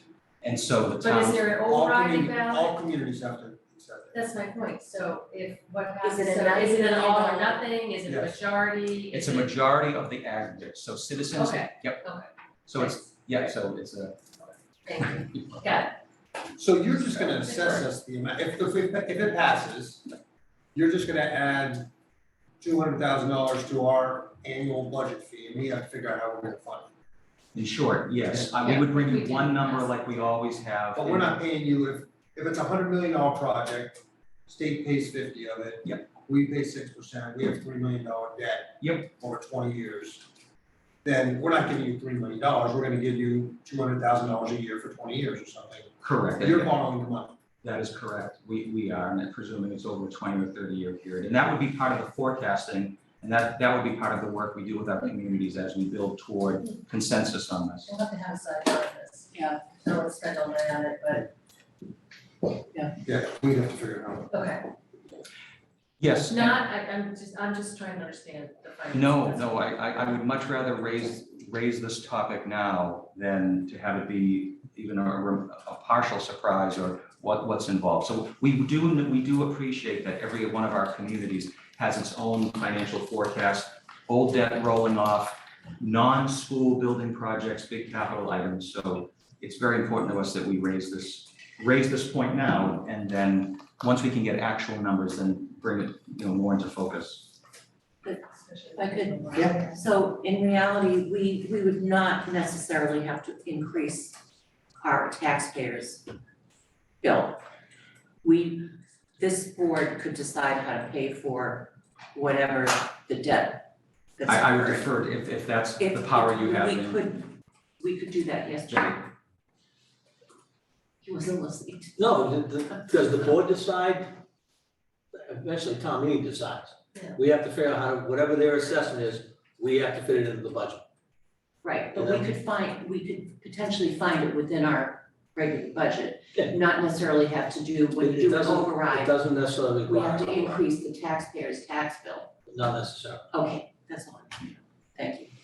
Absolutely. So there's more, so the next milestone will be a design team on board by the middle of the year, and then probably, asked to come back and talk to you deep into this calendar year with some updates on some projections on models for what the project might look like. Great. And so, Mr. Chair, with that, if you'd like, I could transition over to Marshfield then? Yeah. Okay, so we also have as part, what I think is good timing, we've had interest from the town of Marshfield to join our district. This is a process that began several months ago where they formed a regional planning committee. They met with members of our regional planning committee, of which Jack is a member, and we came up with some terms and conditions for them to join the district. What we looked at were two important categories. One was that Marshfield would contribute a share of our already established stabilization fund, so that it was, so that they were paying their share. So if we use the stabilization fund in the future, it is money that all 8 plus the new kid on the block have paid into fairly. And then the other factor that we put into the agreement, if you will, is how Marshfield would be dealt into the debt share. Marshfield it will take several years before any new community should be, have their enrollment numbers compared with the existing 8 towns. So the process is to phase in their debt share over a period of years, and after 5 fiscal years in the district, we would fix their share. So what does that mean? It means that at some point we ask our district to support a project. They do. Every town is given a share. As Marshfield's enrollment grows and then gets fixed, the haircut is given back to the original debt numbers of the existing 8 towns. This way, by phasing it in and basing it on proportional enrollment, it's how we would look at anyone's debt share. But then we can look at some projections, and we can on an annual basis say, here's that debt share that we're building into your assessment, here's Marshfield's enrollment, here's the offset that we would likely show. That would materialize, the fixed amount would materialize for fiscal 2030. Probably. So we'd use the October 1 reports from 2028. That is the reason that we have to, so to do this, we have to amend our regional agreement. And we would have come in front of you back in 2017 after having dusted off our regional agreement, which hadn't been amended for a long time. So we came back, I was last year in 2018 talking about, we did some structural changes. It was a good project to update that agreement. And now we've gone through a similar process. We went back to the Department of Education, to their regional schools office, as well as to their legal department. So this regional agreement has been vetted by the Department of Education. Are there other changes in the agreement beyond Marshfield? Yes, there are a few. We mentioned we have to embed the terms and conditions in there. There are a few that I can point to. I can go specifically to the document if you wish, but I'm just going to look at I had an annotated list of changes that I sent to you, and so some of the highlighted ones. We removed some language that talked about how a new town pays their share of operating costs. The department told us in 2018 to do it this way. They've changed and said, oh, you'll have enough time. We're going to build that new town into the Chapter 70 foundation budget. So we removed some language. The one area, most of these changes, if we had our druthers, we probably would have just said, let's put in the Marshall stuff. We'll worry about the semicolons another time. So there are definitely a lot of housekeeping grammar items and some better formatting and probably some better detail. But there was one change that we had to add that the DESE legal team suggested. And this happens to be on line 366. It deals with creating a default method for incurring debt. In our current regional agreement, for our school committee of 8 people to vote to incur debt, all debt authorization votes have to be 2/3 of the membership of the committee, 6 out of 8. The department said that in order to move debt matters from your school board to the towns for consideration, you should have one pathway where the bar is lower, what they call the default method. So essentially what we're doing is we're saying that if the school committee in the future wants to incur debt and they want to vote by a simple majority, there's one path in the statute that they're choosing, and that is the path which would be the matter goes from the school committee to each individual town, and if any one town rejects it, the matter dies. So regional schools have different ways that they can go to their communities to incur debt. Earlier, under the MSBA conversation, I talked about a district-wide ballot. Well, when we've come in the past, when we came in 2021 for a $10.5 million debt authorization before MSBA invited us in, parentheses, we haven't spent a penny. We went the path of every town got to weigh in at its respective town meetings. If any one of the 8 towns had said, nope, not interested, the matter goes back to the drawing board. So this change in our regional agreement would allow a future committee, if they wanted to invoke only that path. So what does that do? It doesn't guarantee anything. It simply gets it out of the committee at a lower threshold, and it goes to the towns for consideration. Again, if I had a vote, I would say, oh, we don't need this. But they asked us to include that. The other changes that we made were a couple of internal changes we thought would improve the document if there was a town that ever wanted to withdraw. So near the end of the document, we've added in some language that says, if a town sought to withdraw, the school committee would form a subcommittee to have direct conversations with the town about the process. And then in order to vote that matter back to our towns, because if a town were to withdraw, hypothetically, that is an amendment. Again, we have to amend to add, we have to amend to subtract. So this would require, we wanted to make it clear, a majority vote of the committee. It's a significant impact on the remaining towns, as I was thinking this through, that if somebody left, then what happens with the next fiscal year and the adjustment of operating costs? So we wanted to make it clear, our regional agreement now, wherever it talks about a vote threshold, it's very clear. It's either a fraction of the committee, majority of the committee, simple majority. It's just a little, it's more clear in terms of the detail. Other than that, the other changes I would say fall into the grammar police category, clarity, formatting, but not in the substantive changes for the document. And so this matter here, talking to you tonight and talking to whomever else we would need to, this would be a matter for consideration at Springtown meeting. Great. So Marshfield coming in, where do they go now? Marshfield, Duxbury, Are they out of- Hingham, Holland, Pembroke have no access to they're not affiliated with any vocational school. So, but can they come to South Shore as a out? 4 years ago, the state changed regulations, no longer allowing us to admit non-resident students rising grade 9. If a Marshfield student or any of those other towns I mentioned wanted to come to our school, it would be very likely grade 10 or above, but not in grade 9. So as of now, that's why in one of the slides in my presentation, you see a drop off in non-residents and with a bell curve, you see a drop off. And so we'll graduate, we'll probably have 5 or 6 non-resident students next school year. And so and that's it, out of the 650-ish that we'll probably have, yeah. Interesting. Right, any questions? No, congratulations on MSBA. Yeah, thank I know you. that's been a tough slog for you guys. Yes, we're happy to embark on this That's and great. appreciate your support So and can you give a quick, before we wrap up? Sure.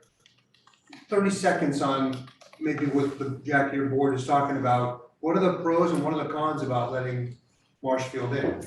Pros. We're bringing on a roommate to take on more bills. Marshfield, if they were to send 30 kids a year, would probably offset capital costs by 18% once they were to be in the school for 4 years. They'll be the largest 8th grade community, so we apportion seats by the number of 8th graders. And I think the timing is excellent because as it stands now, we have 75 to 80% of our district comes from about 4 of our communities. So there are historically seats that are unfilled. Scituate will buck that trend with next year's 9th grade class, I believe, but in general, there are leftover seats. So if I tell you my highest enrolled community is Whitman with 151 students, if we simply apportioned it, they'd probably be at their ceiling, probably at maybe 85 or 90. And that's year after year of having unused seats. So the way I see it is we can bring on another community. It's probably not going to have a major impact. But that pro of cost sharing turns into a con. I would say the biggest con would be to what extent is it going to limit kids from my community? And so there's this push-pull of affordability and access. Even if Marshfield joins, my projection would be that there would still be, there would be a diminished number, but I still believe that with historically underutilized seats from Cohasset and Norwell, that there would still be additional seats beyond a town's allotment that would be available. So are you saying that if you brought Marshfield in right now, Whitman wouldn't get 154 seats? It would trend downward without a doubt, because so if Marshfield came in, the way we would do it is we would add in Marshfield. Every community that we have in the district would take a haircut on their allotment. The impact would be felt differently. The impacts in under-enrolled communities might not be noticed. Historically, the impact in Scituate would not have been noticed. If we have 30 kids in the building and we're enrolling 8 a year, we have a large 8th grade population. There are additional seats that get reapportioned as the admissions process goes on. So I would suggest that for maybe 2 to 3, maybe for 3 school years, with us still having about a 650 student ceiling and bringing in a new roommate, there might be some make room at the table. But post new building or renovated building with additional capacity, we would see additional seats and it's a good long-term approach, I think. Great. And do you know what Scituate's allotment is?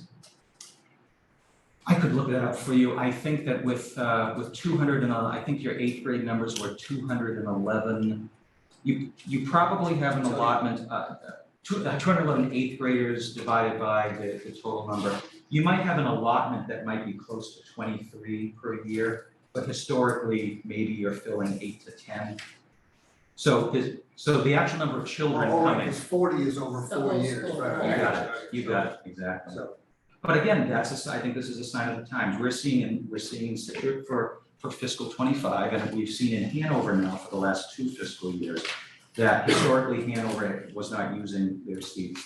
That has changed as well.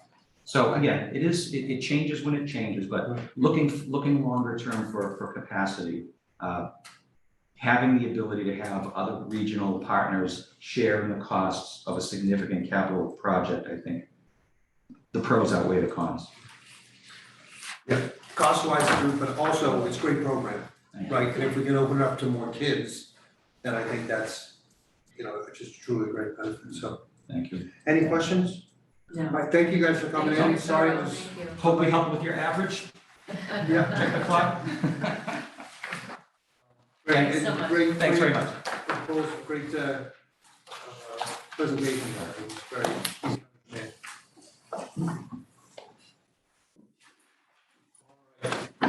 So we did that. Thank you. we did that. Mike, we're gonna just do a few things in front of you, if you don't mind. I was gonna say, actually. Let's reschedule. We're gonna do the parade for a couple hours, and then you can just start working. Lorraine must be mad at me. All right, you'll be here for 4 minutes. So tell us. So first up, you have a contract I'm asking you to execute. It's with contract. It was sent out as an invitation for bid, 14 interested parties, only one bidder. 14 and then 1? Out of the 14, I think a lot of them were third-party companies just trying to aggregate the information. This is for a grant that I had applied for and won for $250,000 to connect some of our locations with fiber. This particular project will connect mostly water and sewer and the transfer station. Well 17A, Grove Street water tank, and then on the sewer side, Sand Hills Pump Station, Chain Pond Pump Station, Herringbrook Pump Station, and the Countryway Pump Station. It's also going to connect transfer station, and then we're going to add some diversity to our lower fiber ring, which will be from the sewer treatment plant up to Beaver Dam, so we have more diverse paths. And along with that will be networking equipment, and all of that collectively will exceed the $250,000. Anything over it will be funded out of water, sewer, and the transfer station enterprise funds. And how much any idea how much it will go over? Approximately 40,000 in total. So to Karen's point, we only got one bid. Is this something that we want to go out and rebid because we think we can get more people, or is it a high price, or it seems to be what you expected if you got the $250,000 grant? It's what I was expecting. It's what I was expecting, simply because it's not that different of a project that we've done in the past. This vendor that ended up winning the bid is they're the largest fiber vendor in the area. They're actually the vendor that we've used on multiple projects. They're the ones that did the original fiber ring hired by the school many years ago, the school department, and then subsequently the one that did the last time we won the $200,000 grant to connect all the municipal buildings. So it's along the lines of what I was expecting. Questions for Mike? You've been working on this a long time, thank you. Yeah. Well, I wish we had more bids, but if you think it's, occasionally we'll get some bid, and we're like, this is outrageous, we're gonna go back out, but you don't feel that's the case. Jim, you don't think that's the case on this? All right. Motion? Move to award a contract to Comtract Corporation for the production and installation of fiber optic cabling at municipal facilities in an amount not to exceed $239,309. Second. Second on his turn for the discussion. Seeing none, all in favor? Aye. Aye, it is unanimous. And now you have another item to declare some surplus equipment. Right, so we have a bunch of equipment that we just accumulate over time. I think this last accumulation has been over a period of a year and a half to 2 years. There's a large number of workstations that came from the library when we did that replacement project this past summer. Collectively, we have about 27 laptops. Those came out for various replacement cycles. We have approximately 29 desktops. We have monitors. We have some personal printers and a bunch of hard drives that we're going to have a shredding company shred for security reasons. some older iPads that are no longer supported and no longer available, and an old fax machine that is not working. Darn. What's the fax machine? Got replaced. Darn, Got oh no. replaced. That's scary. Broken, it's probably the only one side of the Rotary city sounds river. Actually, the fax machine. I don't even use printers. So do we auction any of this? We throw it away? Oh, yeah. So most of it would be up for auction. Similar to what we did the last time we had some Anything technology. has any value? Not much. You get money for it. Yeah, I think last time we had a larger quantity of gear, and I think we made a couple $1,000 on it. 1,000? Well, they also Yeah, have but the there's outside 60 printers items. too. Big printers. Just getting rid of it is worth it. It is. Oh, yeah, yeah. And It is. cleaning a closet. Like a motion? Any questions from me? That'll go to the general fund, right? Yeah. Yes. Great. Have a motion? Move that the select board declare the listing of retired broken equipment provided by the Director of Information Technology as surplus, so that it is auctioned at the next online auction held by the town or otherwise disposed of as appropriate. Second. Second by Ms. Conley, further discussion? Seeing none, all in favor? Aye, it's unanimous. Mike, Thank you. sorry, if I had known it was gonna be that quick, I would have done it sooner, sorry about that. Thank you very much. Oh, we wanted to hang on with. All right, moving right along. Special event St. Patrick's Day Parade, Liz, It's that time of year. yes, where's Ed? Yes, it means spring is coming. That's what St. Patrick's Day parade means. Is to Ed this town. sleeping and you get to, Spring fever. you get to stay late? I do, I'm a night owl. All right, tell us what you're doing this year. We're doing the same old, same old. As you know, I've been involved in the parade for a million years. It started in Minot. And, we joined forces with the town in the late 1990s. And every year we raise money for the parade. So a few years ago, we incorporated it as our own little nonprofit. So we're no longer under the umbrella of Chamber of Commerce. We're plans are underway to make that money, to pay for DPW and the police and town cleanup. And Eddie is the chairman of the parade, he's done a great job all these years. I handle things like operations, like porta potties, important stuff. I'm happy to say that the MBTA has agreed to stop the trains yet again at North Scituate. So there will be no trains crossing the train tracks.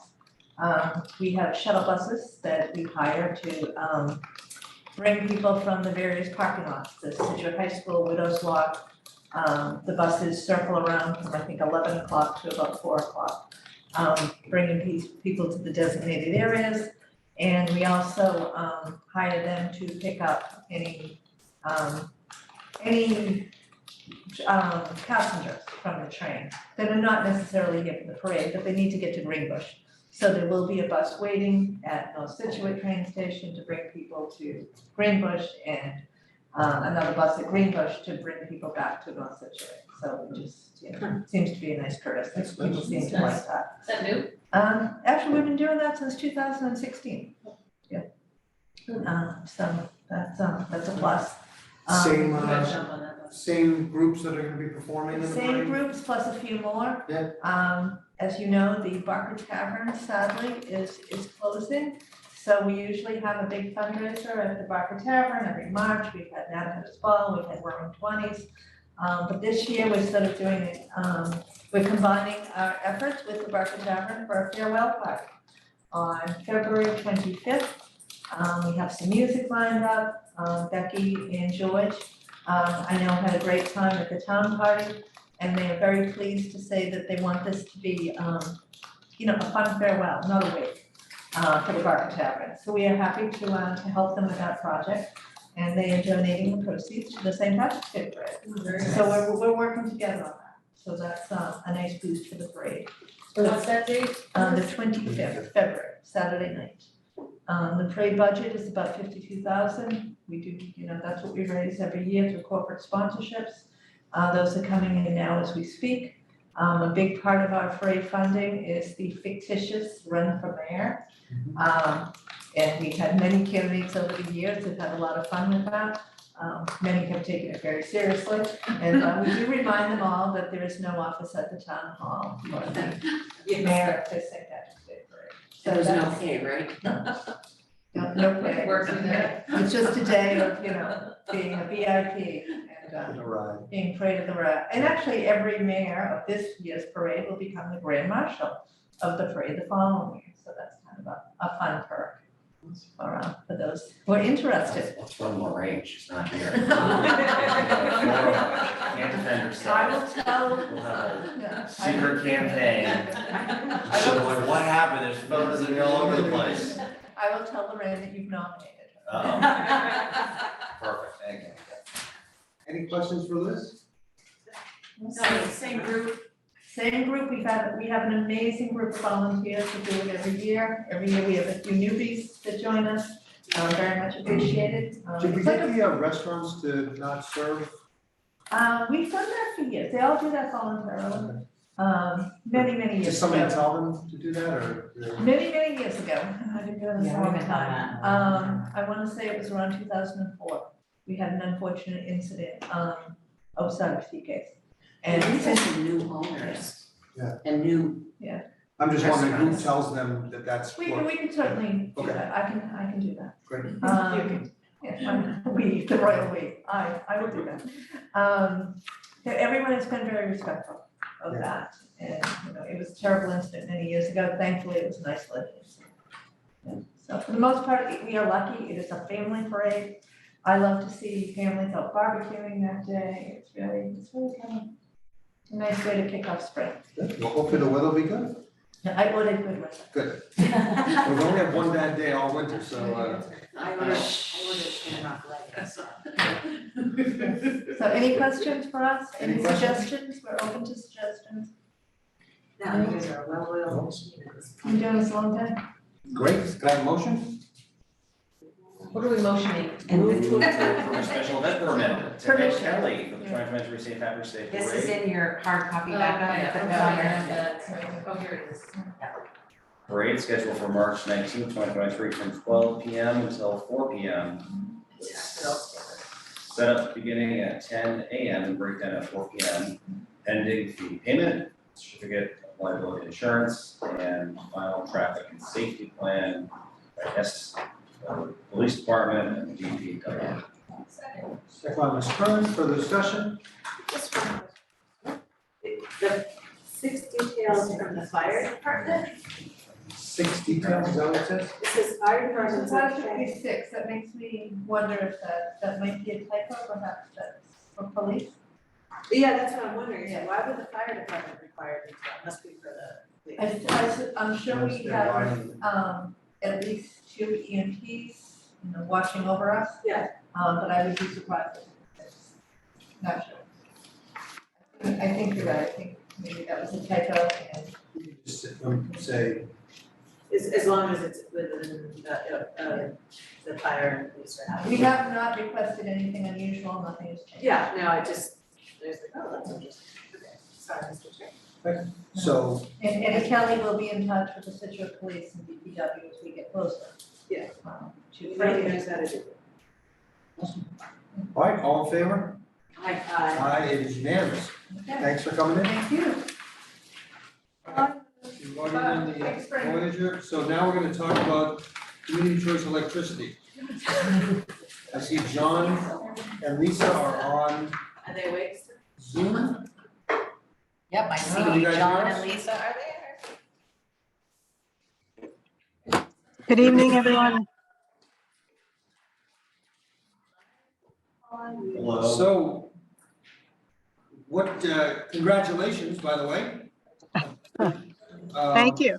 Great job getting this launched. We've gotten a bunch of phone calls, but I think everybody's beginning to understand it. And do you want to just give a quick overview, or what's the discussion Sure, points tonight that you want to get across? sure. John, you're on the line, I assume? I am, Lisa. Okay, great. Yeah, we've had a good launch, especially given, the approval occurred, the rates were competitive, so we got good rates on board quite quickly. The downside to that was just not a lot of lead time for communication to the general public, but we've had great success at the February 2nd meetings that were held at the senior center at 2 p.m. and then later in the day at the town library at 6 p.m. John O'Rourke and Patrick Roach from A Good Energy were there to help do a Q&A with residents, and there were lots of good questions, lots of details discussed. Great presentation by John. This was all recorded and I believe available on Scituate TV. Generally, people seem happy now that they're getting the gist of what this represents, the choices they have, the competitive rates. They understand that savings are not guaranteed, but they are interested at how competitive the rates currently are for the next 21 months. So we got good reception. I think people are generally pleased.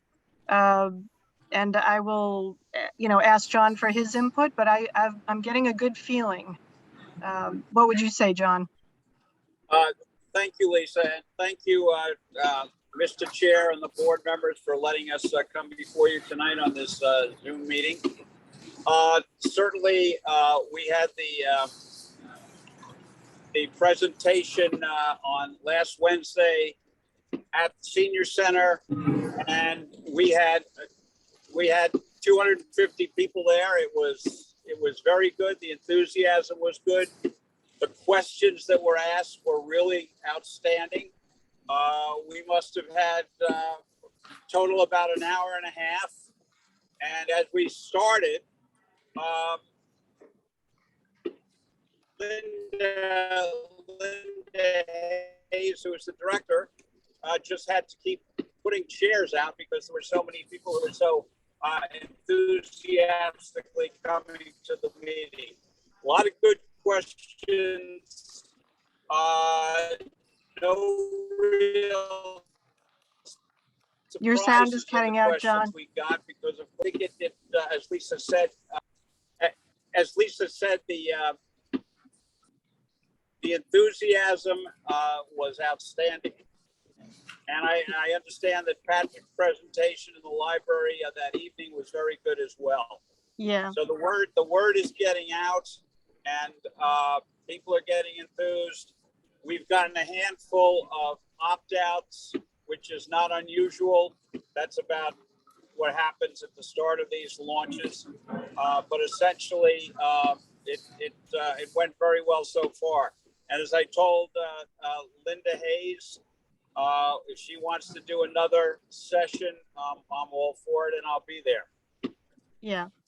Yeah, we're trying to gauge how many more events people would be open to show up in person. We're sensitive to, flu season and people not enjoying coming out in person. But given the senior center and the library attendance, we think it might make sense to have another in-person event. We do have posters showing up this week with a QR code where people who did not get the mailing, in other words, people without basic service currently, can, put their smartphone up, get connected to the proper website to explore the program and possibly enroll if they're currently with a third-party arrangement. So there'll be posters going up around town. We are urging people to take their time and learn about it before they make a decision. This is an ongoing program, so people can enroll. If they're not pleased with the program in the first few months, they can always opt out later. There's no urgency. So we're trying to get that message out that there's no big rush. If you don't do anything and you got the mailing, you're automatically enrolled in one of the options. And if you don't like it, you can change. There's no nothing binding you. There's no penalties for changing. So we're just trying to give people reassurances about the fact that they have choice. This is a well-constructed program that got a lot of approvals at the state level.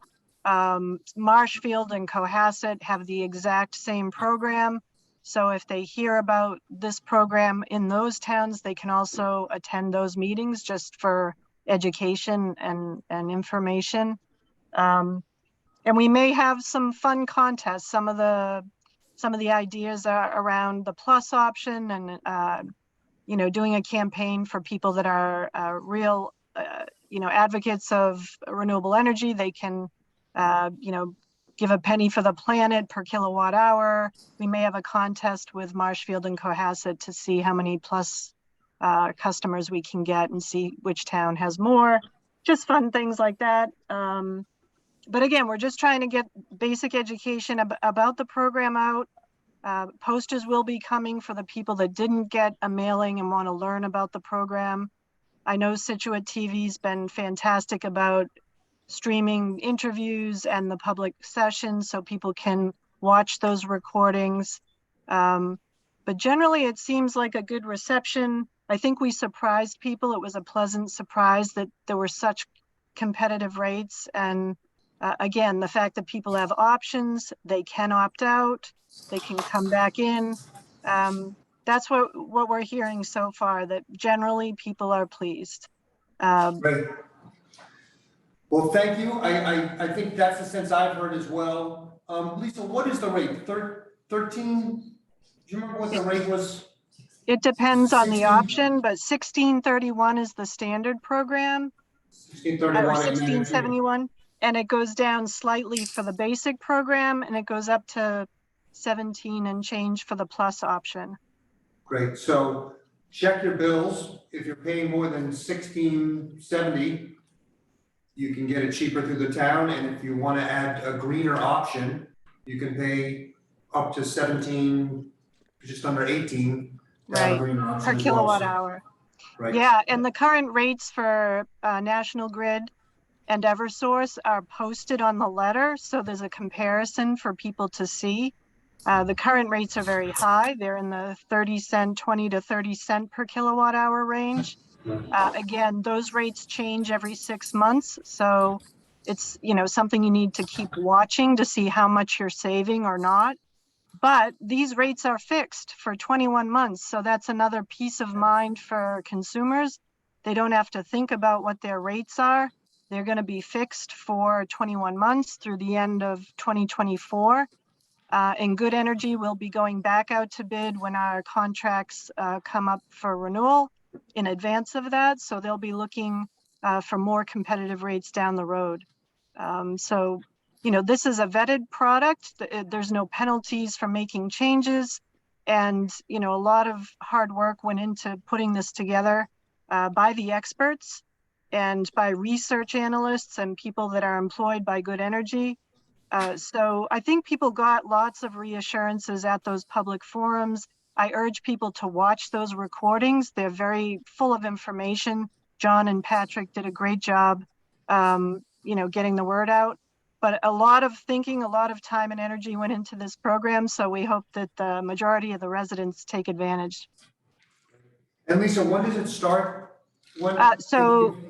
Yeah, so the first meter reading, so that the meter readings take place at different times, but the first meter reading after March 1st is when this takes effect. So 21. Great. Any questions for Lisa? No, but thank you. I just want to say thank you. I've been trying to see if I can find a cheaper rate. You can't. You're selling yourself short. You go on all those things to try to find lock in. 19 is the best I can find, 21 cents to lock in. You're saving millions of dollars if you think about it from all the people's bills. It's marvelous. So Thank you. Thank you. Thank you. No, I just wanna say thank you. Yes, so I would recommend, only because we've had such great turnout, that we try and do one more public session. If you need help getting a venue, you know, Michelle or Lorraine can help with that. Sure thing. And just all getting the word out. It's, you know, Lisa, thank you for taking the initiative on this. It's it potentially could be a huge success for you know, for the town, for individuals. So it's I just want to say I'm not alone. I have committee members with me, and you know, we appreciate the support by the town officials, Jim Boudreau, the staff, you know, Lorraine and Michelle. Everyone's been phenomenal, and the Board of Selectmen, kudos to you, because you listened and learned with us, and you supported this effort as well. So we appreciate everyone's support. I think it will shine for the town. It will be great. Great, thank you all. Do I need a No, motion? There's another issue. there's a second piece of this, aside from Okay. the great update on the launch and the presentations, is the town building options. We're treated a little differently because we're a commercial and not a resident account. And John is gonna provide a little bit of background on what that means for the municipal Great. electricity options, if John can handle that. Hopefully. Yeah, thank you. I have a recommendation for you. You can either go into the aggregation, or we could go out, because these are mostly G2 accounts that you have. We could go out with a separate bid, and then you could pick which one you want to do. You either want to go into the aggregation, or, as I say, because these are G2 accounts that have a different load profile, we can probably go out to bid separately for the municipal accounts, and quite possibly get a lower bid. We could layer some renewable energy on top of that bid, so that conceivably you could have the same percentage of renewable energy on top of that layer of conventional electricity for a less expensive price. So if you want us to do that, we can do that, and then you can make a decision whether you want to go with that bid or go into the aggregation. And what's the timetable on that? Well, we could. I received from Michelle a list of the accounts. We could start going out to price those within the next week or so. Nancy, do you have any thoughts on that? I support going out to price because our rate is lower than the residential rate that's on here, so I think we could do better. Is there a cost for this? Is there a cost for this, John? No, there's no cost. That's the answer. Any questions? Nancy, Great. So consider, we'll probably vote it in a second, but consider that we would like you to go out and put it out to bid and see if we can't get a cost lower than what we're currently paying. I didn't see that in the packet. Does anyone know? I only got a second. What the range of what we're currently paying? No, just the motion to have you go out to No, bid. we I can did just make not. one. We had no backup at the time, unfortunately. Yeah. I think we can just move to. Yeah, Take more, it down? yeah. Okay. Move to approve John O'Rourke and Good Energy as a part of the community choice electricity town building options to put our current rates out to bid. Nancy, does that do for you? Yeah. Second. Second by Ms. Conley. What about other commercial entities in town? Can they get piggyback on that, or does it have to be municipal? Because this is right now residential. Well, the G1 accounts, okay, the small business accounts can also get into that as well. All right, into the aggregation. Into the current one? That's correct, yeah. Okay. Scituate Concrete, who would be big? The microbrewery, So they might have already done it on their own. yeah. I think they would have. Okay, well, we'll just go forward with that for right now, but if anyone thinks of anything. I think the only respectful request the committee for the community choice program would have is that the town match at least as much as the standard option for renewable energy credits, if not more. I would like to price it in and see if we can maximize our renewable without it being an additional cost to the town. I mean, that's the whole point. Yeah. Yeah, I mean, So let's look at that, Lisa, once we get the bids back, then we can take a look at it and talk about it in totality. Great, sounds good. No. So a second for Ms. Conley, all in favor of going out to bid? Aye. Aye, it's unanimous 5-0. Thank you both very much, and we'll hear back from you in 2 or 3 meetings, maybe? Sure thing. Yes, Thank you. yes, Thank you. Great, thanks to the whole committee. Thank All right. you. thanks. Good night. Good night. The next topic for discussion is the Toll Brothers $400,000 donation for ballparks. And what we really just wanted was an update on the financial status of that and how that whole mechanism works in terms of, is there $400,000 sitting in an account, is that? It's $400,000 sitting in an account on the general ledger. So does It's that not a accrue separate bank interest? account. Does that? It doesn't, the interest goes to the general fund. So, but it is in a bigger thing, in some CD or some. It's pooled money. Yeah. So Pam has a lot of funds in treasuries and CDs right now. And all that, does that money actually come back to this project, or does it just go to the general fund free cash? Could come back. No, Yeah, sure. the agreement does not call for the interest to stay with the funds. So chapter 44, section 53 says barring any other statute, it goes to the general fund. But that means that money is in the general fund and therefore we could appropriate it. It goes out to free cash. And you could We could find out what it earned and then appropriate that and should add it on to the form. Or add whatever you want, Yeah. We We would might have to even pass charge it, more. they'd have to pass a town meeting. Yeah, if you were gonna appropriate something out of free cash, it would. Just saying. Yeah, I mean, it's been there for years too. Any other questions on that? Good? Alright. And we did the next one. What? When are we gonna spend it? We gotta find a good project. Andy's working on a watering, self-sufficient watering thing for the field. We're talking about it. Yeah. So we'll. Okay. Need a It's proposal. only gonna be like. Put a big statue. John Harris. Alright, next thing is drain layers license. Move to approve renewal of drain layers licenses for Scituate Contracting LLC. Second by Ms. Curran, further discussion, seeing none, all in favor? It is unanimous. Great. Other business? Any liaison reports? Just a heads up that the Historical Society, are technically a liaison, but they're having their annual dinner on Saturday night. Yeah, I've got tickets. Is that when they're covering the Blizzard of 78? Yeah, that's a separate one? That's a talking program, this was their annual dinner. It's somebody who was related to people who were interned, Dutch people who were interned, I believe this is the event, during World War II in Japan. Yeah, but their Scituate resident is somehow related. Yeah, it was very interesting, I had no idea. Get all that happened. details on the website. I have this. Anyone else?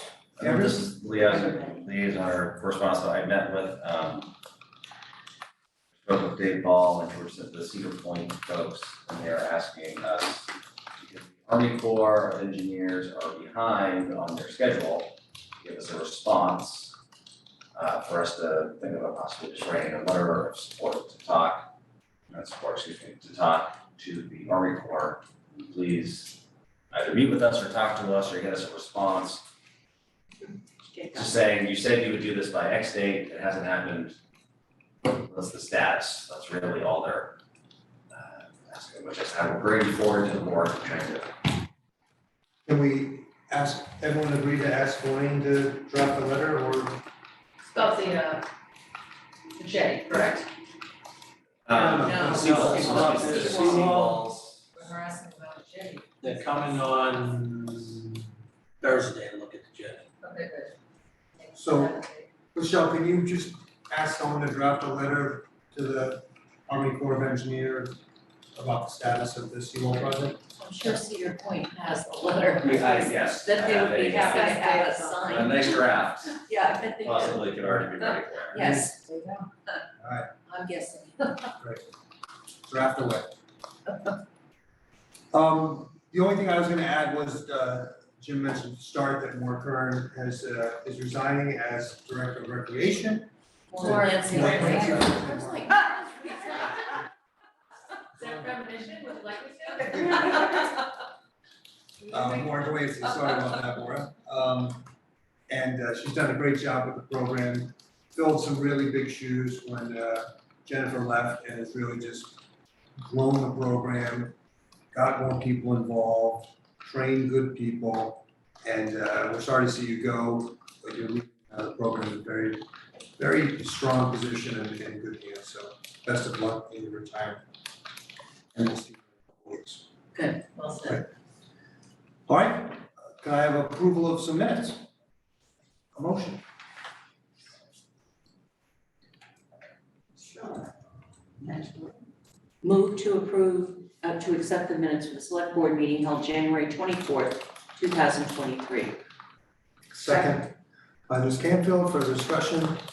Seeing none, all in favor? Aye. It is unanimous. And lastly, can I have a motion to adjourn and sign? Correspondence? There's three quick ones. As of February, the town has received two more very large grants for $87,000. One to replace the outdated filling station at the PSC, Public Safety Center, right? And then also a stand-up conversion desk and anti-fatigue mats, which is a wellness grant, which is great. So, did Julie submit for that? It's great, she does a great job with our wellness program. So today we've got $384,000 in grants, which is just terrific. So thank you to the staff for everything that they do. And then on a more serious note, there will be a suicide prevention training for the town of Scituate for all adult community members and stakeholders on Thursday, March 2nd at 6:30. It will be held in the Scituate Town Library Community Room. And refreshments will be provided by Scituate Community Christmas. So it looks like a nice joint effort by folks with the Suicide Prevention Coalition. So if anybody does have any questions, you can reach out to either Bob Clark, Anne-Marie Galvin, or Erica Souza, all town employees who are posting that. So thank you to all of them for that. And then lastly, we just got a letter from the Plymouth County Mosquito Control Project, just alerting us of all the work that they did in the region in 2022. And also, if folks request any type of educational services, please contact the PlymouthMosquito.org office, and they would be happy to come out and talk to you. Thank you, Maura. You're welcome. Corinne. No, it's not retired. It's not retired. Yeah. All right, now can I have a motion to adjourn and sign documents? So, Second by Ms. Canfield. All in favor? hi. Good night, everybody. Hi.